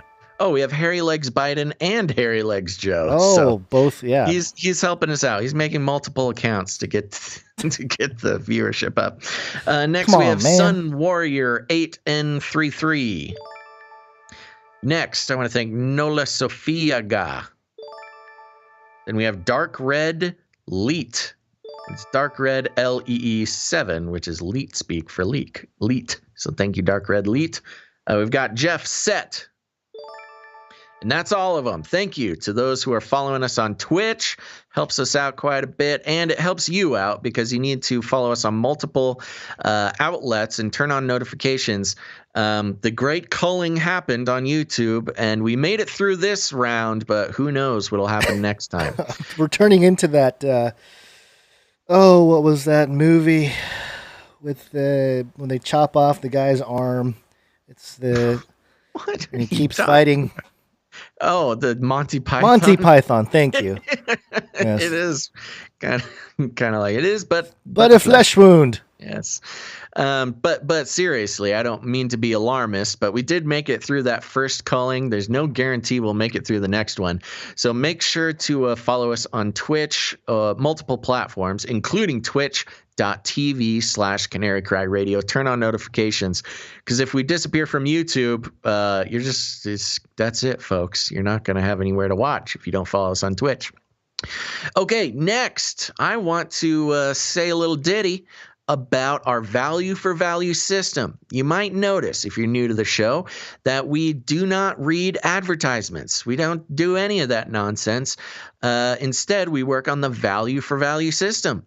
What does that mean? Well, here's the thing. We decided long ago, even before it seemed to be well known, that advertising was A, an evil industry that feeds on B, another evil industry called big data, and inevitably is used to incentivize guys and girls like us, Gons, who create some media on the internet. It incentivizes us to think of you, dear listener, as a commodity, a piece of cattle to be loaded up on a truck and sold to some big corporation for our own personal gain. It motivates content creators to turn on the humanity of their listeners, to betray your trust, and to sell your attention to big corporations so we can make a buck. And we decided that was a bad idea. It just was a hunch at the time, and lo and behold, it turns out to be the case. So we don't participate in any advertising. Instead, we have activated the value for value system, which is we create value. We do the show pretty consistently, and we do a pretty good job, I think. And if you gain any value at all out of what we do, you have the opportunity to put some value back into the show. And it's not just a donation. It's not charity. We can only do the show through the funding of our producers. And that's why we call them producers, because it's the real world. If you help to create a piece of media, you are a producer of that media. You're not just somebody who threw them a couple bucks. And that's for real. That's a real thing. You can put that on your LinkedIn. You can put that on your resume. Give them our email, and we will vouch for you, because you are a producer of Canary Cry Radio. When you support us in many different ways, one of the ways is financial support. And one of the easiest ways to do that is to head to patreon.com/CCNT for Canary Cry News Talk. That's patreon.com/CCNT. And Gons, I'm just reloading a little page here just in case. Aha! I knew I should do that. And we had one new producer come in on Patreon during the show here, and that was Producer Joe. Thank you very much, Producer Joe. Harry Legs Joe? Joe Biden? Yeah, no. Okay. Joe from Europe. Thank you, Joe. Thank you, Joe. And that's it. Those are all the producers for Canary Cry News Talk Patreon. But we also have patreon.com/CanaryCryRadio. If you haven't done it yet, search out Canary Cry Radio. That's our interview style show. You should definitely check out. Different show, but we'll thank our producers here. We have Aidan again, or Aiden. Aidan. Producer Aiden Aidan. Thank you very much again for coming in on this Patreon. Yes. And then again during the show, we had a new producer come in, Patreon Account of the Year. He's back on board. Back. Thank you very much, Patreon Account of the Year producer. You're back. Fell off for a second, but made their way back. Now, that's how you do it. Patreon.com/CCNT. But if you don't like Patreon, that's okay. A lot of people don't like Patreon, and we support you. You can go to CanaryCryRadio.com/support. CanaryCryRadio.com/support. That's right. CanaryCryRadio.com/support. We've got PayPal options for producership. You can do a monthly producership, or if commitment is not your thing, you can do a one-time producership in any amount. There's also cryptocurrency and some other fun ways to support the show there. Gons, who do we have coming in on PayPal? PayPal, we have producer Mark coming in. $33.75. Thank you, producer Mark. There we go. We got the 33 and the Trump tax donation all smashed into one. Perfect. And Mark says, great work, gents. God bless. Well, thank you very much, producer Mark. We also have producer Kara coming in at $33. Thank you very much, Kara or Sarah. Or Sarah, yeah. Or Sarah. Correct us if you want. Yes. Thank you, producer Sarah. Sarah. We also have producer Charlie. Thank you, Charlie. Thank you, producer Charlie. She comes in at $75.33. Ooh, the reverse, the Trump tax and then the 33 producership. Yes, and she's. Are we allowed to say this? I don't know. I don't know either. We'll save that for next time. Okay. Charlie, you know the detail we want to say, but we don't like giving things away we're not supposed to. We're not supposed to dox people. Charlie says, thank you for all your hard work and dedication. You're welcome, Charlie, and thank you for your producership. Yes. We also have producer Sergey coming in. Thank you, producer Sergey. Hey, Sergey, back on the train. Thanks, producer Sergey. We also have producer Brandon. Yes, and producer Brandon sent a little message, says William Steele sends his best regards. Ooh, cryptic. William Steele, notorious jewel thief and friend of Ghislaine Maxwell. And apparently friend of Brandon's. Yeah, Brandon is hooked in. Hooked in with the... we also want to thank all the people who have subscribed on CanaryCryRadio.com/support. With different amounts. We thank you. I know we don't monthly always... producers. Thank you, thank you. We don't always call you guys out, but we do see you, and we are very grateful for you. Thank you very much. Just to be clear, I do want to just give a little piece of information. You'll notice we don't read out every single monthly producer every month, but we do give you a shout out when you become the producer. So just for anybody thinking about producing, if you come in on the monthly support, we do still give you your producership on the show. We just can't read every single monthly producer every single show. Okay. Okay. Cool. There you go. Perfect. Again, as you mentioned, you can go to CanaryCryRadio.com/crypto to learn more about crypto, and also perhaps if you choose to support with crypto. We don't have any nights or names on this episode. The other way you can support the show with your producership is with your talent. And we ask that you send us jingles, music, or art. Today, we don't have any jingles that were sent in, at least not from the last time I checked. But we do have some art. One art, please. Woo! You'll notice I put one came in during the show. Yes, Guns. I got that. I got that one. Okay. So first we have art from our prolific artist, Ali. Woo! This is Kamala. Kamala Harris takes on Rebecca Black. Do you know that reference? No, I don't. Did I miss Okay, something? so Rebecca Black, this was way back, I'm going to say 2009 or 10, maybe 12. Rebecca Black she was the daughter of a very rich person. And basically this rich person just paid a bunch of money to a PR agency to make Rebecca Black into a pop star. She came out, she had one song that got like 11 million views in a day because it was so bad. And it was Friday. The Friday. Yes, Friday. I remember. Wasn't that like I thought that song was made in some kind of like traveling studio van or something that like comes and I don't know. It might have been, or it might have been, might have not been. But yeah, basically it was a company that you give them, tens of thousands of dollars and they will just write a song for you and you just perform in it and they kind of make you into a pop star. It's like a pop star in a box type of thing. Right. And yeah, Rebecca Black, that song blew up. It's an awful song. The video is horrible. And when I say horrible, it's great. It's hilarious, but it's just like, it did not work out. Yes. So Ali here mashed up Kamala Harris with Rebecca Black. DD59 in the chat says, Ali, this is dark, but you are on your game, girl. Yes, a very good drawing of Kamala in her her infamous cackle face. Right. It's very good. Very good. Yes, very good. She really, again, Ali has a way of not just visually representing these people, but really getting in, like communicating the spiritual significance of these moments. Yeah. So great job, Ali. I do remember that song, but it's a little past my time of. Yeah, this would not have been on your radar. I was already married. Yeah, missed it. But I do remember the song, especially when I was a high school tech. Oh my goodness, that was definitely a thing.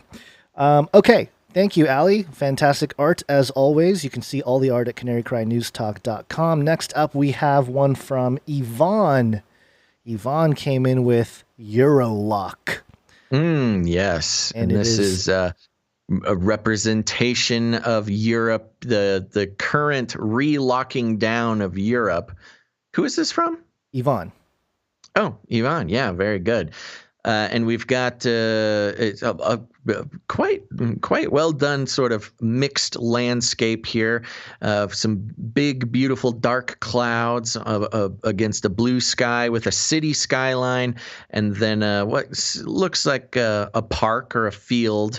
And there's a little lake there as well, and a big old lock. A padlock in the middle with a big blue key sitting next to it, and it says Europe. And this is regarding the current relocking down of Europe. And they mentioned that America's next. Watch out. Yeah, and we were talking about the whole Canadian thing a minute ago with the whole FEMA camp-esque type of stuff they're planning for Canadians in early 2021.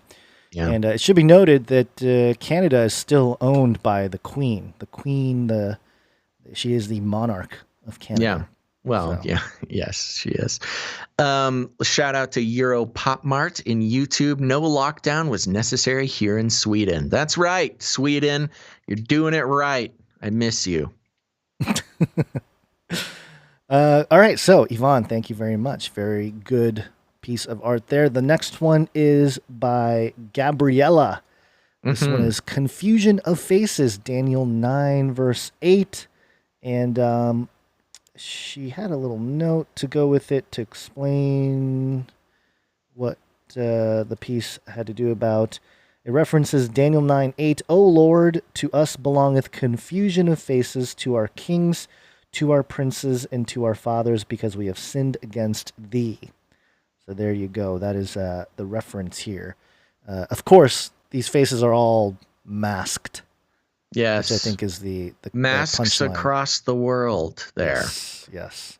And the I just had to do an image search. So the sort of I don't know, African feathered mask, some sort of tribal feathered mask that is included there. And just for those who are listening, we've got 1, 2, 3, 4, 5, 6, 7 human beings here. All of them are masked. I counted. Oh, you're right, 7. Wow, I'm losing my ability to count. Different races and genders and looks, and they've all got their mask on. But in the back, there is a woman in a burqa, a different kind of mask. Right. And then in the back also, there's sort of a tribal, kind of looks like a tribal African masked person. And it reminded me, and I'm wondering if it reminded anybody. I don't know if they meant to trigger me in this way, but do you does the reference "arise chicken" mean anything to you? No. Arise chicken, arise. No. Okay. That's okay. I didn't think it would, but it's maybe I'll just save it. For those who know the reference "arise chicken, arise," you will recognize this mask. I did have to look it up, though. It's not exact. I don't think they meant to make that illusion, but very good piece of art anyhow. Who is this again? Gabriella. Thank you very much, Gabriella. Very well Producer done. Gabriella. And we got one more, came in at the nick of time. And this one's by 88. And this is called Basil, Your Headset Envy is Showing. And again, this is the it's you on the bottom left. Okay. May I yes, take a stab at it? Go ahead. All right. So this is in reference to my headset envy from last episode. And we've got, of course, me in Canary form wearing my VR headset. And I think that's you on the right, Gons. That is me, yeah. Yes, and you have got a headset to rival all headsets. Your headset has 1, 2, 3, 4, 5, 6, 7 eyeballs on it. Maybe lots of 7s here. 7 people, 7 lenses on your mask, and you're kind of dressed up like a secret agent, or like it reminds me of Splinter Cell. Did you ever play Splinter Cell? I did. Yeah, the goggles of the Splinter Cell. Yes, and you've got a sort of your covert beanie and your collar's up, and you've got a sweet turtleneck and a ski mask on, and you're saying we should come up. Oh, this was a comment we made last time. It was. In big text, it says we should come up with our own Canary Cry intelligence, referring to doing some Canary Cry intelligence agency work there. And a little tag on your jacket says CCIA, which is very good. I don't know how we missed that. Or did we mention that? I don't know. CCIA, Canary Cry Intelligence Agency. And you've got like a grappling hook gun. Mm-hmm. Cometogrips.co. I wonder if that's an actual thing we can go to. But you've also got a little tablet out, and it says hack complete. So secret agents, Gons, and I'm very, very jealous of you, Gonzo. And your caption says, nani, which means what in Japanese. Oh, I was wondering what that is. And look at that. Our combined set of information. Two of us to decode the art. It took 2 of us, but we got there. All right. Thank you, 88. Nani? Yeah, it's an anime type of thing that you can get into. Great art all around from all of our artist producers. Thank you guys so much. I do have something to mention. I am going to check our email really quick. Producer Dust, who runs Canary Cry Merch Perch, sent us an email. And he's saying he's having a hard time getting people to send him art. We need to decide how to do this, Gons, because we can send him all of the art that we have, or we can direct him to get to where to get it. Yeah. But we are having the issue of we need to make sure that there is an implication that if you are sending art into the show, that that producer Dust has permission to put it on a shirt or something. Right, and that they'll be able to accept some kind of tip. So that's the other part of this that makes it challenging. Yeah. So, well, I mean, that can always get figured out. And of course, you don't have to accept tips if you don't want to. But I mean, I'm tempted to say, let's just lay down the law now that if you are sending art, I mean, the implication is that you are allowing us to use it for whatever we want to do, and we must do that. And of course, in the Canary Cry family here, if tips come for you, the artist, through the Canary Cry merch perch, we will but producer Dust will reach out and make sure that all gets to the right place. So I'm going to say that if you specifically don't want your art to make it on any t-shirts, let us know. That's what it is. It's an opt-out, okay? So if you do not want any of your art to make it on Canary Cry merch, you must tell us. Otherwise, it's going to go. I'm going to send it over there. Right. And part of this is because the t-shirt, the merch is sold at cost. Right. There's no profit being made on this merch. Yes, and just to mention to Dust, if you're listening, you can just go to CanaryCryNewsTalk.com and all the art is there on every episode. So one way to easily get it without having to email back and forth and whatnot. Mm-hmm. There we go. Okay. I think that's all I have. Okay. Just a quick thank you to producer That Night Wind for continuing with her generous offer of her time and giving us time stamps for the show. And also, you mentioned it, Canary Cry Merch Perch, where you can get merchandise labeled Merch, Canary Cry. baby. Yes. Again, all sold at cost, but you have an opportunity to tip the webmaster, the artist, or Gonzanai. Yes. And do you have some reviews to read because it's Friday? Oh, yeah, baby. It's Friday. That means it's reviews day. And remember, if you want to, well, it's needed. It's always needed. More reviews. It's very important to keep that train going. Gonz and I have no control over those algorithms. That is completely reviewer-led. And so I want to thank these people and read some great reviews. If you want to do it now, you can Google Apple Podcasts Canary Cry News Talk. Apple Podcast, Canary Cry News Talk. That will take you to the place where you can leave a review. And here's one from 630 WT Law. I think it's 63 Outlaw. Yeah, okay. 5 stars, says, great show. I've really been enjoying the show. I started a week or so ago. Wow, newcomer. And have been getting caught up on past episodes. Okay, going through the catalog. This show is one of the few places you can get news analysis on topics most other outlets won't cover.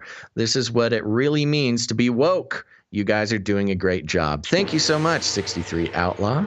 Right. Wonderful, wonderful review. Next, we have Home Slices, another 5 stars. I'm not crazy. Thankful this kind of content exists. This is my wavelength, and I have no outlets in, quote, real life besides Dear Mother. Okay. Thank you, Mother. Thank you, Mother, and thank you, Home Slices. Home Slices. Next, we have Gonzasaurus, 5 stars. Says, maybe? Yes. If you are questioning everything in life, you are in the right spot. Apart from the occasional tardiness, parenthetical, Basil, no more food, this podcast is solid and will fill your mind with some craziness, parenthetical, in the good way. They offer wonderful commentary and ultimately point you to the true wellspring of life, Jesus. I appreciate these guys. Also, when my kid's asking for something, I give them the Basil dinosaur noise. Lovely. Look what you've done. You've traumatized children with your dinosaurs. It's gonna become a core memory for this child. Okay, next we got 5 stars from D-Dub. Oh gosh, D-Dub de Block. Cowabunga. 5 stars. Cowabunga, dudes. If you aren't listening to this yet, what are you doing with your life? But seriously, as a longtime listener of Basil and Gons, they are the bomb diggity. So stop listening to that filthy trash the dragon tries to fill your mind and heart with and plug in Gazel and Bonds. Thank you very much, D-Dub de Block. Next, this is over on the CanaryCryRadio review page, but I wanted to read it here. 5 stars from J Bones R. Great work. Current events with a sane, unbiased approach. I enjoyed the biblical undertones as well. Thanks for your time and hard work. You're so welcome, J Bones R. And there we go. Those are all the reviews for this week. Remember, folks, please leave us some ratings and reviews. I will be reading them every Friday. Not only do Gons and I read all of them ourselves, and it is lovely to get that feedback, but it also is mind control for the algorithms. When you leave ratings and reviews, especially good ones, the algorithms are forced against their own will to send the show to other people, to share the show with people who might not have heard of it. So it's a great, easy way to help out the show, spread the word, and do a little good in the world. And it's a very easy way to do that. So thank you for everybody who left reviews. Again, if you haven't done it, now's your time. Now's the time to leave a review. This is a call out to everyone who has not left a review. Google or DuckDuckGo or Bing or whatever your search engine of choice. Type in Apple Podcasts, Canary Cry News Talk. Leave a review. Thank you very much. That is all. Yes, it's wake up time. Hey, yo, wake up. Walking. All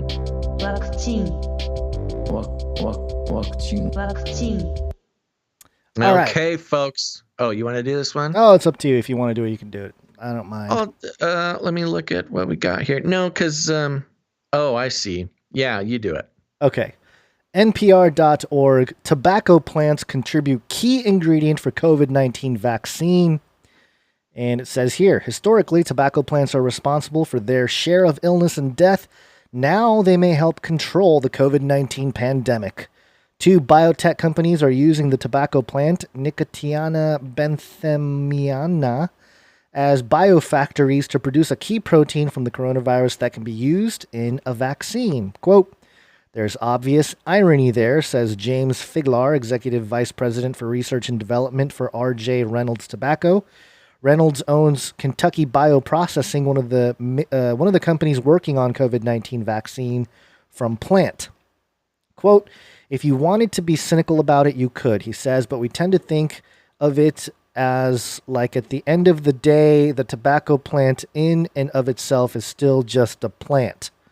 Vaccines work by tricking people's immune system into believing it's been exposed to a virus so it can fight the virus off if the real thing should ever turn up. There are various ways to do that. One is to introduce something that looks like a virus to the immune system but isn't infectious. That's the approach Kentucky Bioprocessing is using. To make its vaccine, the company starts with tobacco seeds that they plant in a greenhouse. When the plants are approximately 25 days old, they're dipping into a solution containing agrobacteria. These are microorganisms that infect plants. In this case, they've been modified to contain instructions for making a protein from the coronavirus. The plants take up those instructions. 7 days after being exposed to the agrobacteria, quote, we harvest the plant, go through an extraction and purification process, and at the end of the cycle, we have 99.9% pure protein, says company president Hugh Hayden. They forgot the parentheses there. A separate set of plants produces a tiny particle for packaging the viral proteins. Quote, once each of those components has been manufactured and purified separately, we chemically attach them to each other, Hayden says. The result is something that can be injected into a human as a vaccine. Still sounds so not cool. The result is something that can be injected into a human as a vaccine and will prompt an immune response that should, in theory, protect someone from dying from COVID-19 or just like 99.9% of people that get it. Quote, to all intents and purposes, it looks like a virus, says Bruce Clark, CEO of Medicago, a Canadian biotech company that's also using tobacco plants to make a vaccine. Quote, so when it presents to the body, it looks and generates a response like a virus, but it has no genetic material inside, so it can't actually infect someone, Clark says. Medicagos has already begun testing his vaccine candidate in humans, resulting from the initial studies are expected soon. Blah, blah, blah, kind of goes on here. Not much left to mention, but there you go. So what's the story? There's tobacco is in the vaccine? Yeah, they basically, they're using the tobacco plant to come up with the chemical purified that helps out in the vaccine, the microorganism that infects. You know what's the interesting? When the last Ebola thing was going on, tobacco was helping with the Ebola problem too. There's something about tobacco that it has. I don't want to make any claims. I don't know the science, but this tobacco and virus connection is coming up a lot. And if you're following a lot of the deeper research on COVID-19, there's a lot of connections with Ebola. And so that makes sense that tobacco would be involved in the COVID-19 vaccine as well. But that's very interesting. I don't know if anybody out there, right? We have doctors and scientists and people who listen to the show. If somebody wants to help me out with this, send us an email, CanaryCryRadio@gmail.com. This article didn't really go into the science of it, but it is weird. You know, we've spent so much of our life being taught that tobacco bad, but apparently it can cure us now. Well, I think it's how it's consumed more so than the tobacco itself. This is not an invitation to start smoking. In fact, smoking cigarettes allegedly has a very negative effect on COVID-19. Apparently, or at least your chances of catching it. It increases your chances, or something. Well, if you're chain smoking with your buddies on the porch, blowing out all your virus particles. But very interesting, and of course, this is tobacco. Even marijuana to an extent, a lot of it was propagandized to be like bad, evil. In fact, I think marijuana was a lot of it. The bad PR that it received in the 1900s was due to the big tobacco companies. Saying it's horrible. Also the paper industry. Yep, that's right. Yeah. So I mean the weird actual history of marijuana illegalization is a really complicated one. It is, and of course, you hear people talk about, well, George Washington was growing hemp, and they all did. They all did, and a lot of the clothing, the useful plant. Again, plant. It's really just a plant if you really think about it. It's all been politicized. The devil's lettuce, Gons. I know, it makes you all insane and crazy. But okay, so there you go. Tobacco plants helping the Ronas. Who would have thought? Yeah, it is weird. I want to know more. Vaccine.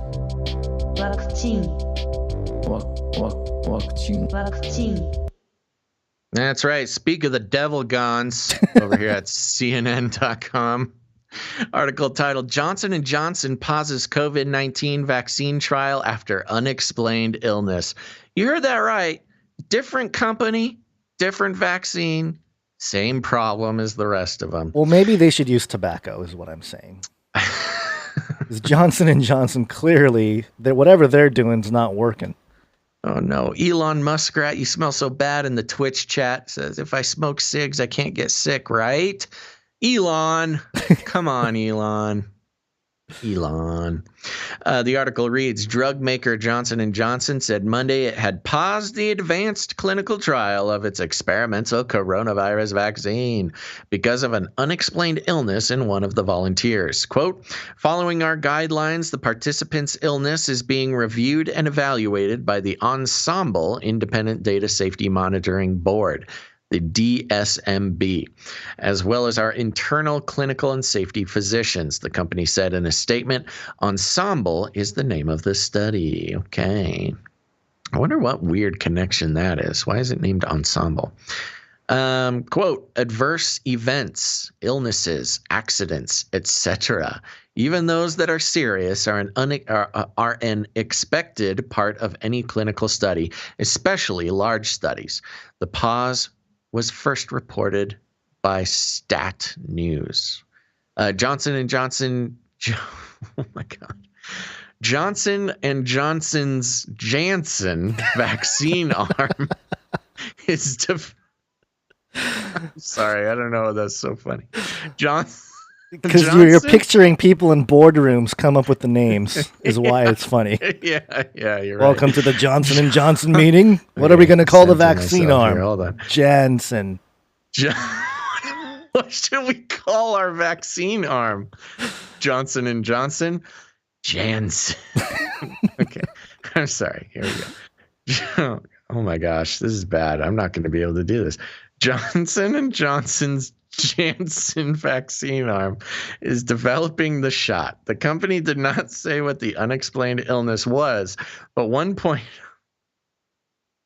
Okay. You gonna make it? Come on, bro. I'm gonna make it. Hold on. I gotta stop looking at it. Hold on. I gotta scroll so I can't see Johnson & Johnson's Janssen. The company did not say what the unexplained illness was, but the point of clinical trials is to find out if vaccines cause dangerous side effects. Trials are stopped when they pop up while doctors check to see if the illness can be linked to the vaccine or is a coincidence. Quote, based on our strong commitment to safety, all clinical studies conducted by the Janssen pharmaceutical companies of Johnson & Johnson have pre-specified guidelines.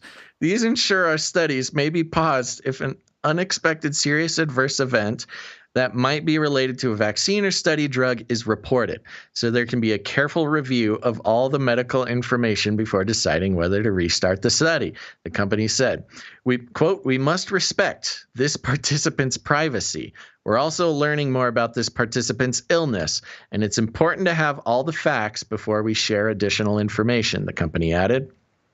Quote, serious adverse events are not uncommon in the clinical trials. The number of serious adverse events can reasonably be expected to increase in trials involving large numbers of participants. Yeah, so it's a similar concept as if we test more people for COVID, more people are going to have COVID. Exactly. Thank you. That is exactly the point. Go ahead. On Tuesday, the company said it was still not known if the illness was in someone who got the vaccine or who got the placebo. What? How do you get an illness from a placebo? You know what's craziest? The company said it was still not known if the illness was in someone who got the vaccine or the placebo. Oh, they know. They have to know. May say they don't know, but they know. They probably had whoever reported it was part of the blind test side of things. Yeah, right. Giving them the benefit of the doubt. There's double blind stuff. That's right. And that's a good point to make. When it comes to double blind studies like this, it's just good science to do double blind, but it also decreases liability for the company. That's something they don't talk about much. Quote, we are now awaiting further medical information and evaluation, which we will then forward to the DSMB for further independent recommendations. Mathai Mammon, global head of research and development at Janssen, said Tuesday on the company's third quarter earnings call. Further, as many trials are placebo-controlled, it is not always immediately apparent whether a participant received a study or treatment or a placebo. Let me just scroll here. They really are not giving us any information. Such a pause is not immediately concerning, agreed Dr. Ashish Jha, the dean of the Brown University School of Public Health. Quote, this is completely expected, and it's just a reminder how ridiculous it is to try to meet a political timeline of having a vaccine before November 3rd. Of course. Oh, guess who said that? Well, it was Jha, but they were saying it to Chris Cuomo. Yeah. They're not trying. He's not trying to save people. He's trying to kill Catholics. The quote, the Johnson & Johnson trial is the biggest trial of the vaccine that I know of, 60,000 people, Jha said. Within that trial, you'd expect a few pauses. No kidding. The drug maker said there is a significant distinction between a study pause and a regulatory hold on the clinical trial. Quote, a study pause in which recruitment, blah, blah, blah. I don't need your explanations. This is the second phase 3 coronavirus vaccine trial to be paused in the U.S. AstraZeneca's vaccine trial was paused last month because of a neurological complication in a volunteer in Britain. While the trial resumed there and in other countries, it remains paused in the United States while the U.S. Food and Drug Administration investigates. Quote, we want the vaccine to be safe, and we've got to let the process play out, and it's going to take a while, Jha said. To me, it's reassuring that companies are acting responsibly and pausing when they need to. Johnson's phase 3 trial started in September. It's one of 6 coronavirus, blah, blah, blah. They just give us a little wrap up at the bottom. So, there's a stark difference in the reporting of this particular pause than with the AstraZeneca pause. Remember when AstraZeneca had their pause, it was all, this is horrible. We're all going to die. Trump killed us because of his fast vaccines. Right. And this reporting is, don't worry, is completely normal, totally expected. We were planning on this happening. It's all good. Nobody panic. It's a completely different tone.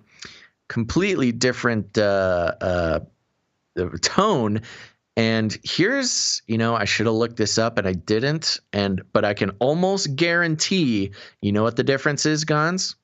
What is it? Johnson & Johnson is an advertiser on CNN. That's what it Booyah. is. That's what it is.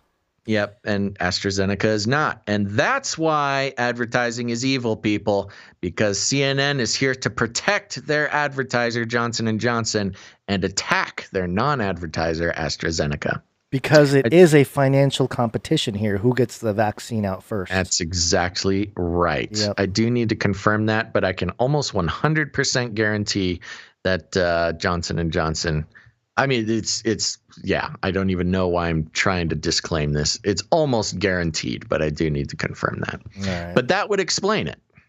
Yep. One more story. We got to get through it quickly here. You got a is it? hard out now. Oh, okay. Yeah, so we'll do it quick. State-sponsored propaganda machinery. A pandemic special. This is from The Spectator, and the title of the article is Why Can't We Talk About the Great Barrington Declaration? Oh, yeah. What is it, Gons? You probably haven't heard of the Great Barrington Declaration. I haven't. This is a petition started by 3 scientists on 4th October calling for governments to adopt a policy of, quote, focused protection when it comes to COVID-19. They believe those most at risk should be offered protection, although it shouldn't be mandatory, and those not at risk, which is pretty much everyone under 65 without an underlying health condition, should be encouraged to return to normal. In this way, the majority will get infected and then recover, gradually building up herd immunity, and that in turn will mean the elderly and the vulnerable no longer have to hide themselves away. According to these experts, this is the tried and tested way of managing the risk posed by a new infectious disease dating back thousands of years. The 3 scientists who created it aren't outliers or cranks, but professors at Oxford, Harvard, and Stanford. And since its launch, the declaration been signed by tens of thousands of epidemiologists and public health scientists, including a Nobel Prize winner. So why haven't you heard of it? The short answer is there's been a well-orchestrated attempt to suppress and discredit it. I searched for it on Google last Saturday, and the top link was to an article in an obscure left-wing magazine claiming the petition was the work of a, quote, climate science denial network funded by a right-wing billionaire. The top video link was a Channel 4 news report in which Devi Sridhar, a public health advisor to the Scottish government, denounced the declaration as not scientific. A bit rich, considering Devi's PhD is in social anthropology, whereas Sunetra Gupta, one of the petition's authors, is a global expert on infectious diseases. In the first 10 pages of Google search results, not one took me to the actual declaration. It is hard to find any mention of it on Reddit, the world's best-known discussion website. The two most popular subreddits devoted to the virus, r COVID-19 and r coronavirus, have excised all references to it, with the moderators of the latter denouncing it as, quote, spam. A similar line has been taken by nearly all left-leaning newspapers. The Guardian ran an article on the declaration last Saturday, but only to flag up that its more than 400,000 signatories included a handful of dubious-sounding experts, such as Dr. Johnny Bananas and Dr.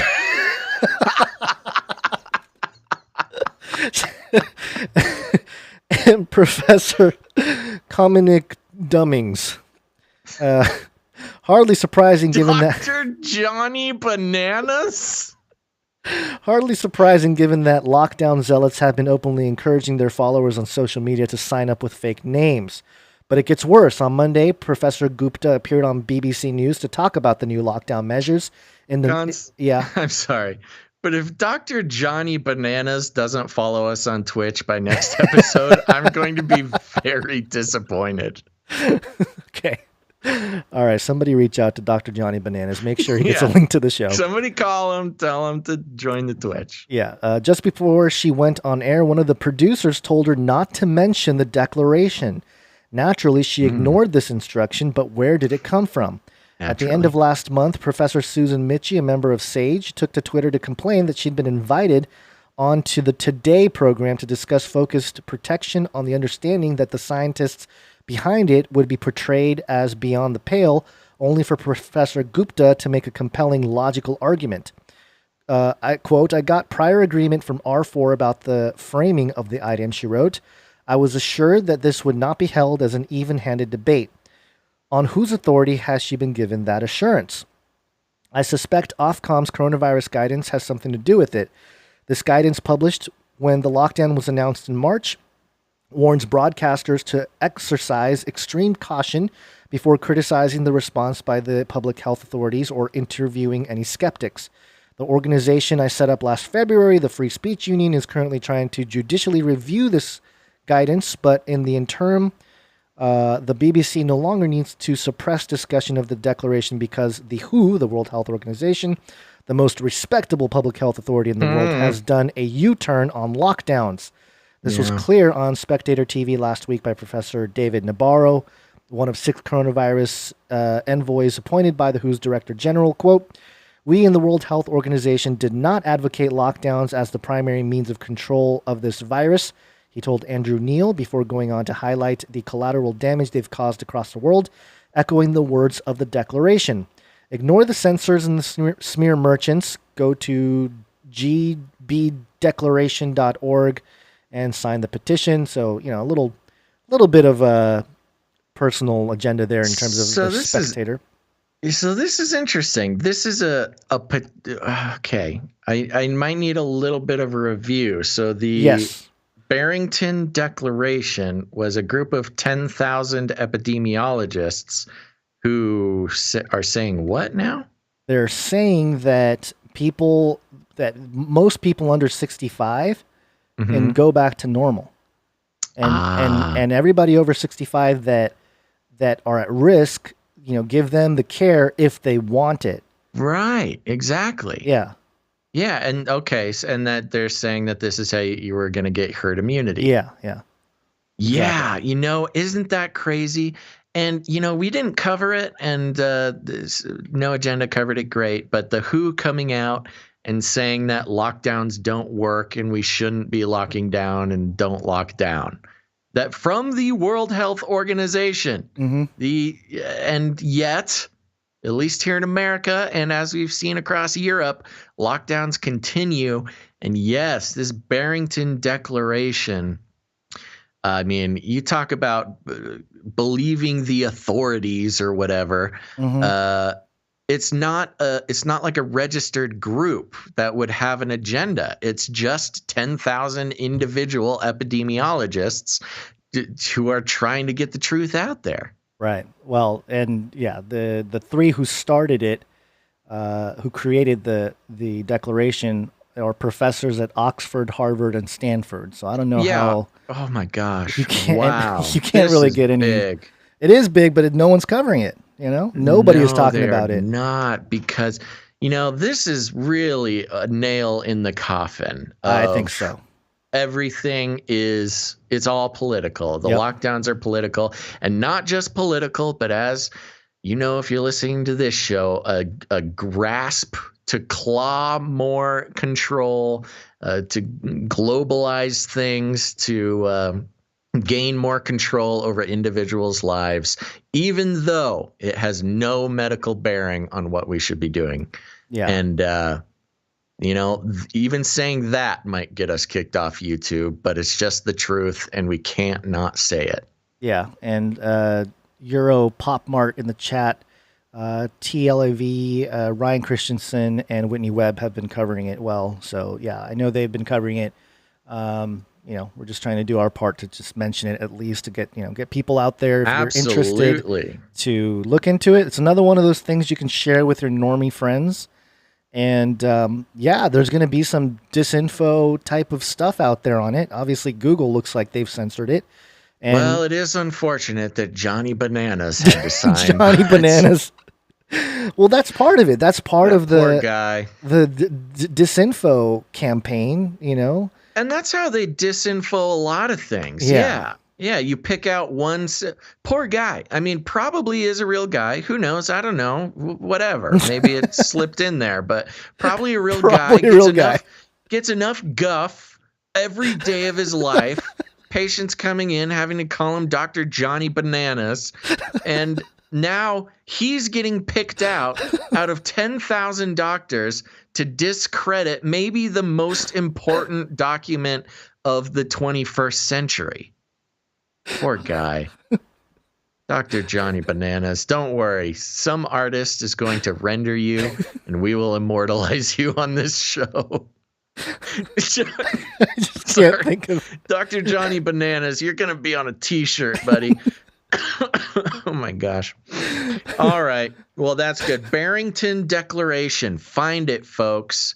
Find it. That's important. Are we able to see it? Can we pull it up anywhere? I can go to the website to see if we can pull it up. Oh my gosh, I'm choking on my own Johnny Bananas joke. Interesting how they didn't link to the actual website, the gbdeclaration.org. So here it is. Johnson & Johnson Janssen. Johnson & Johnson Janssen's Dr. Johnny Bananas. Oh gosh. All right. Well, you're right. We're up against my heart out, so we got to go. Okay, let's do it. Okay. We're done. All right, everybody. We did it. We did another show. Thank you for being here. The show is not what it is without you, and we appreciate all of our producers, our very important producers. If you haven't done it yet in the chat, make sure to thank your producers. Producer Joe, producer Aidan, producer Patreon Account of the Year, producer Mark, producer Sarah, producer Kara, producer Charlie, producer Sergey, producer Brandon, producer that's it. And thanks to all of our artists, Allie, Yvonne, Gabriella, and 88. Thank you guys so much. And a big ol' thank you to producer That Night Wind for giving us the timestamps for the YouTube video. Make sure to use it to jump around and find the things you need to find on the YouTube video there.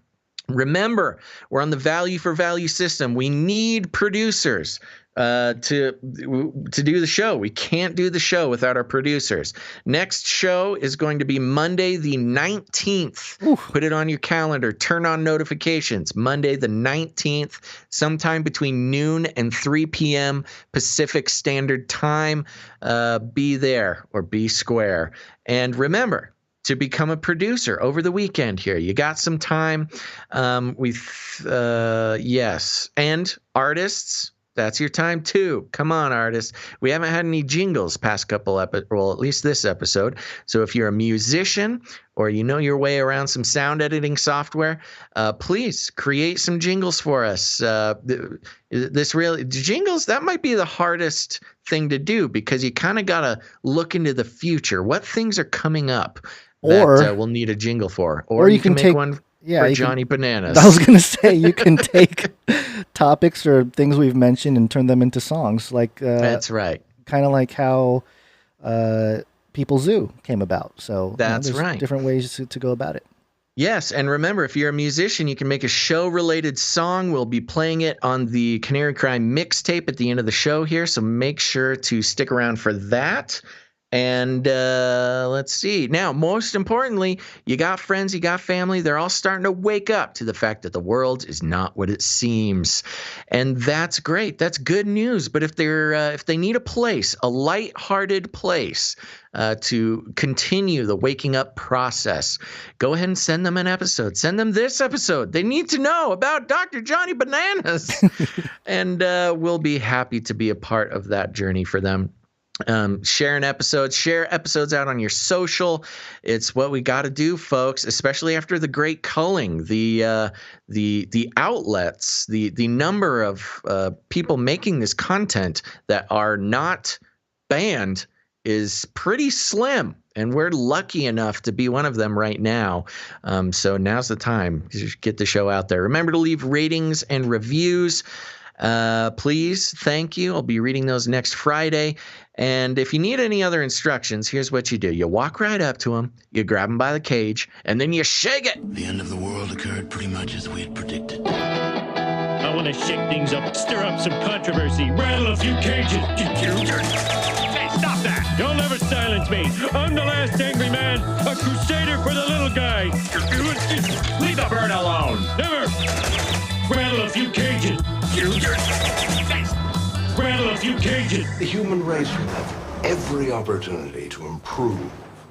And if they don't? Ask Noah. That's right, folks. Just ask Noah. All right, remember, we'll be back on Monday the 19th, sometime between noon and 3 p.m. Pacific Standard Time. Be there. And we'll be here as well, and so will your producers. Remember, if you want to get hooked in with the Canary Cry Prayer family, the Pray-ducers, email canaryprayer@gmail.com. You can send prayer requests. You can also join the team. Make sure to do that if that's your thing. Let's see, Canary Cry merch perch. We're working on it. If you are an artist and you don't want your art used, email us. Otherwise, it will get used. There you go. You have been warned. All right, everybody. Thanks for listening to this episode. Wait, Gons, any last words? CanaryCry.community for social media away from all these platforms. Yes, your ex-Facebook users, head over to CanaryCry.community. All right, everybody. Thanks for listening to this episode of Canary Cry News Talk. Make sure to tune in next time. But until then, think outside the cage. Shoo, hallelujah. Son of a bee sting. Look it up.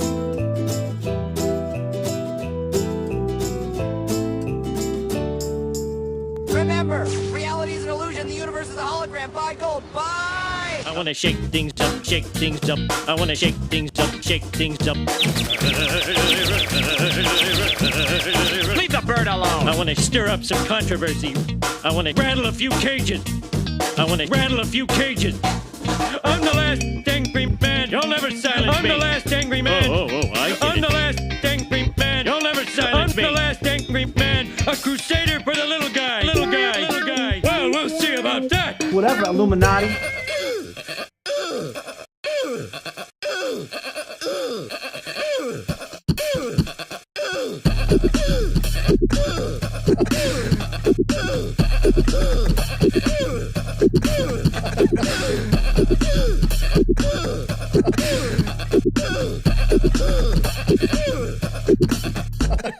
Fun fact, I believe it was another fun fact. Fun fact. Another fun fact. Brings me back to my Screamo days.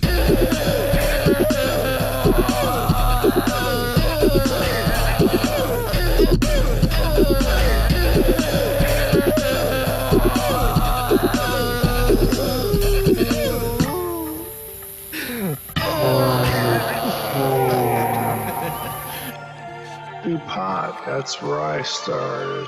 Light up a huge blunt. A joint. Give everybody magic mushrooms. Smoke. The CIA, I mean, lots of intelligence agencies have tested secretly dosing communities. LSD. Psychoactive pills should be covertly administered.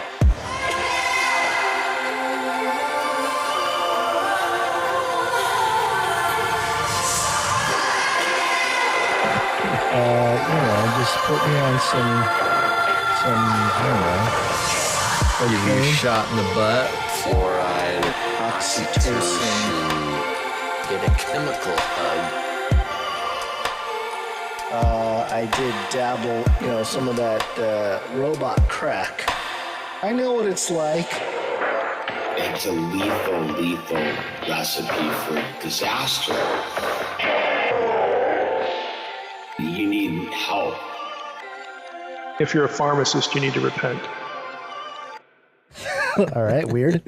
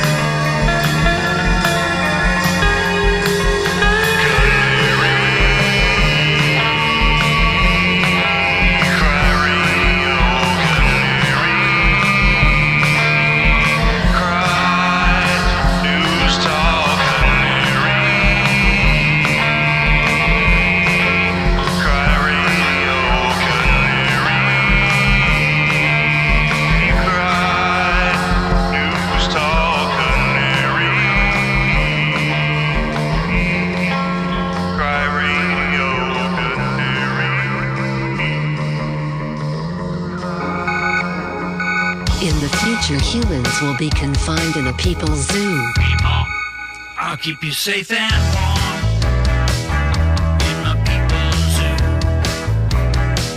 I'll keep you safe and warm now in my people's zoo. You, yeah, you in my people's zoo. I'll keep the cameras on.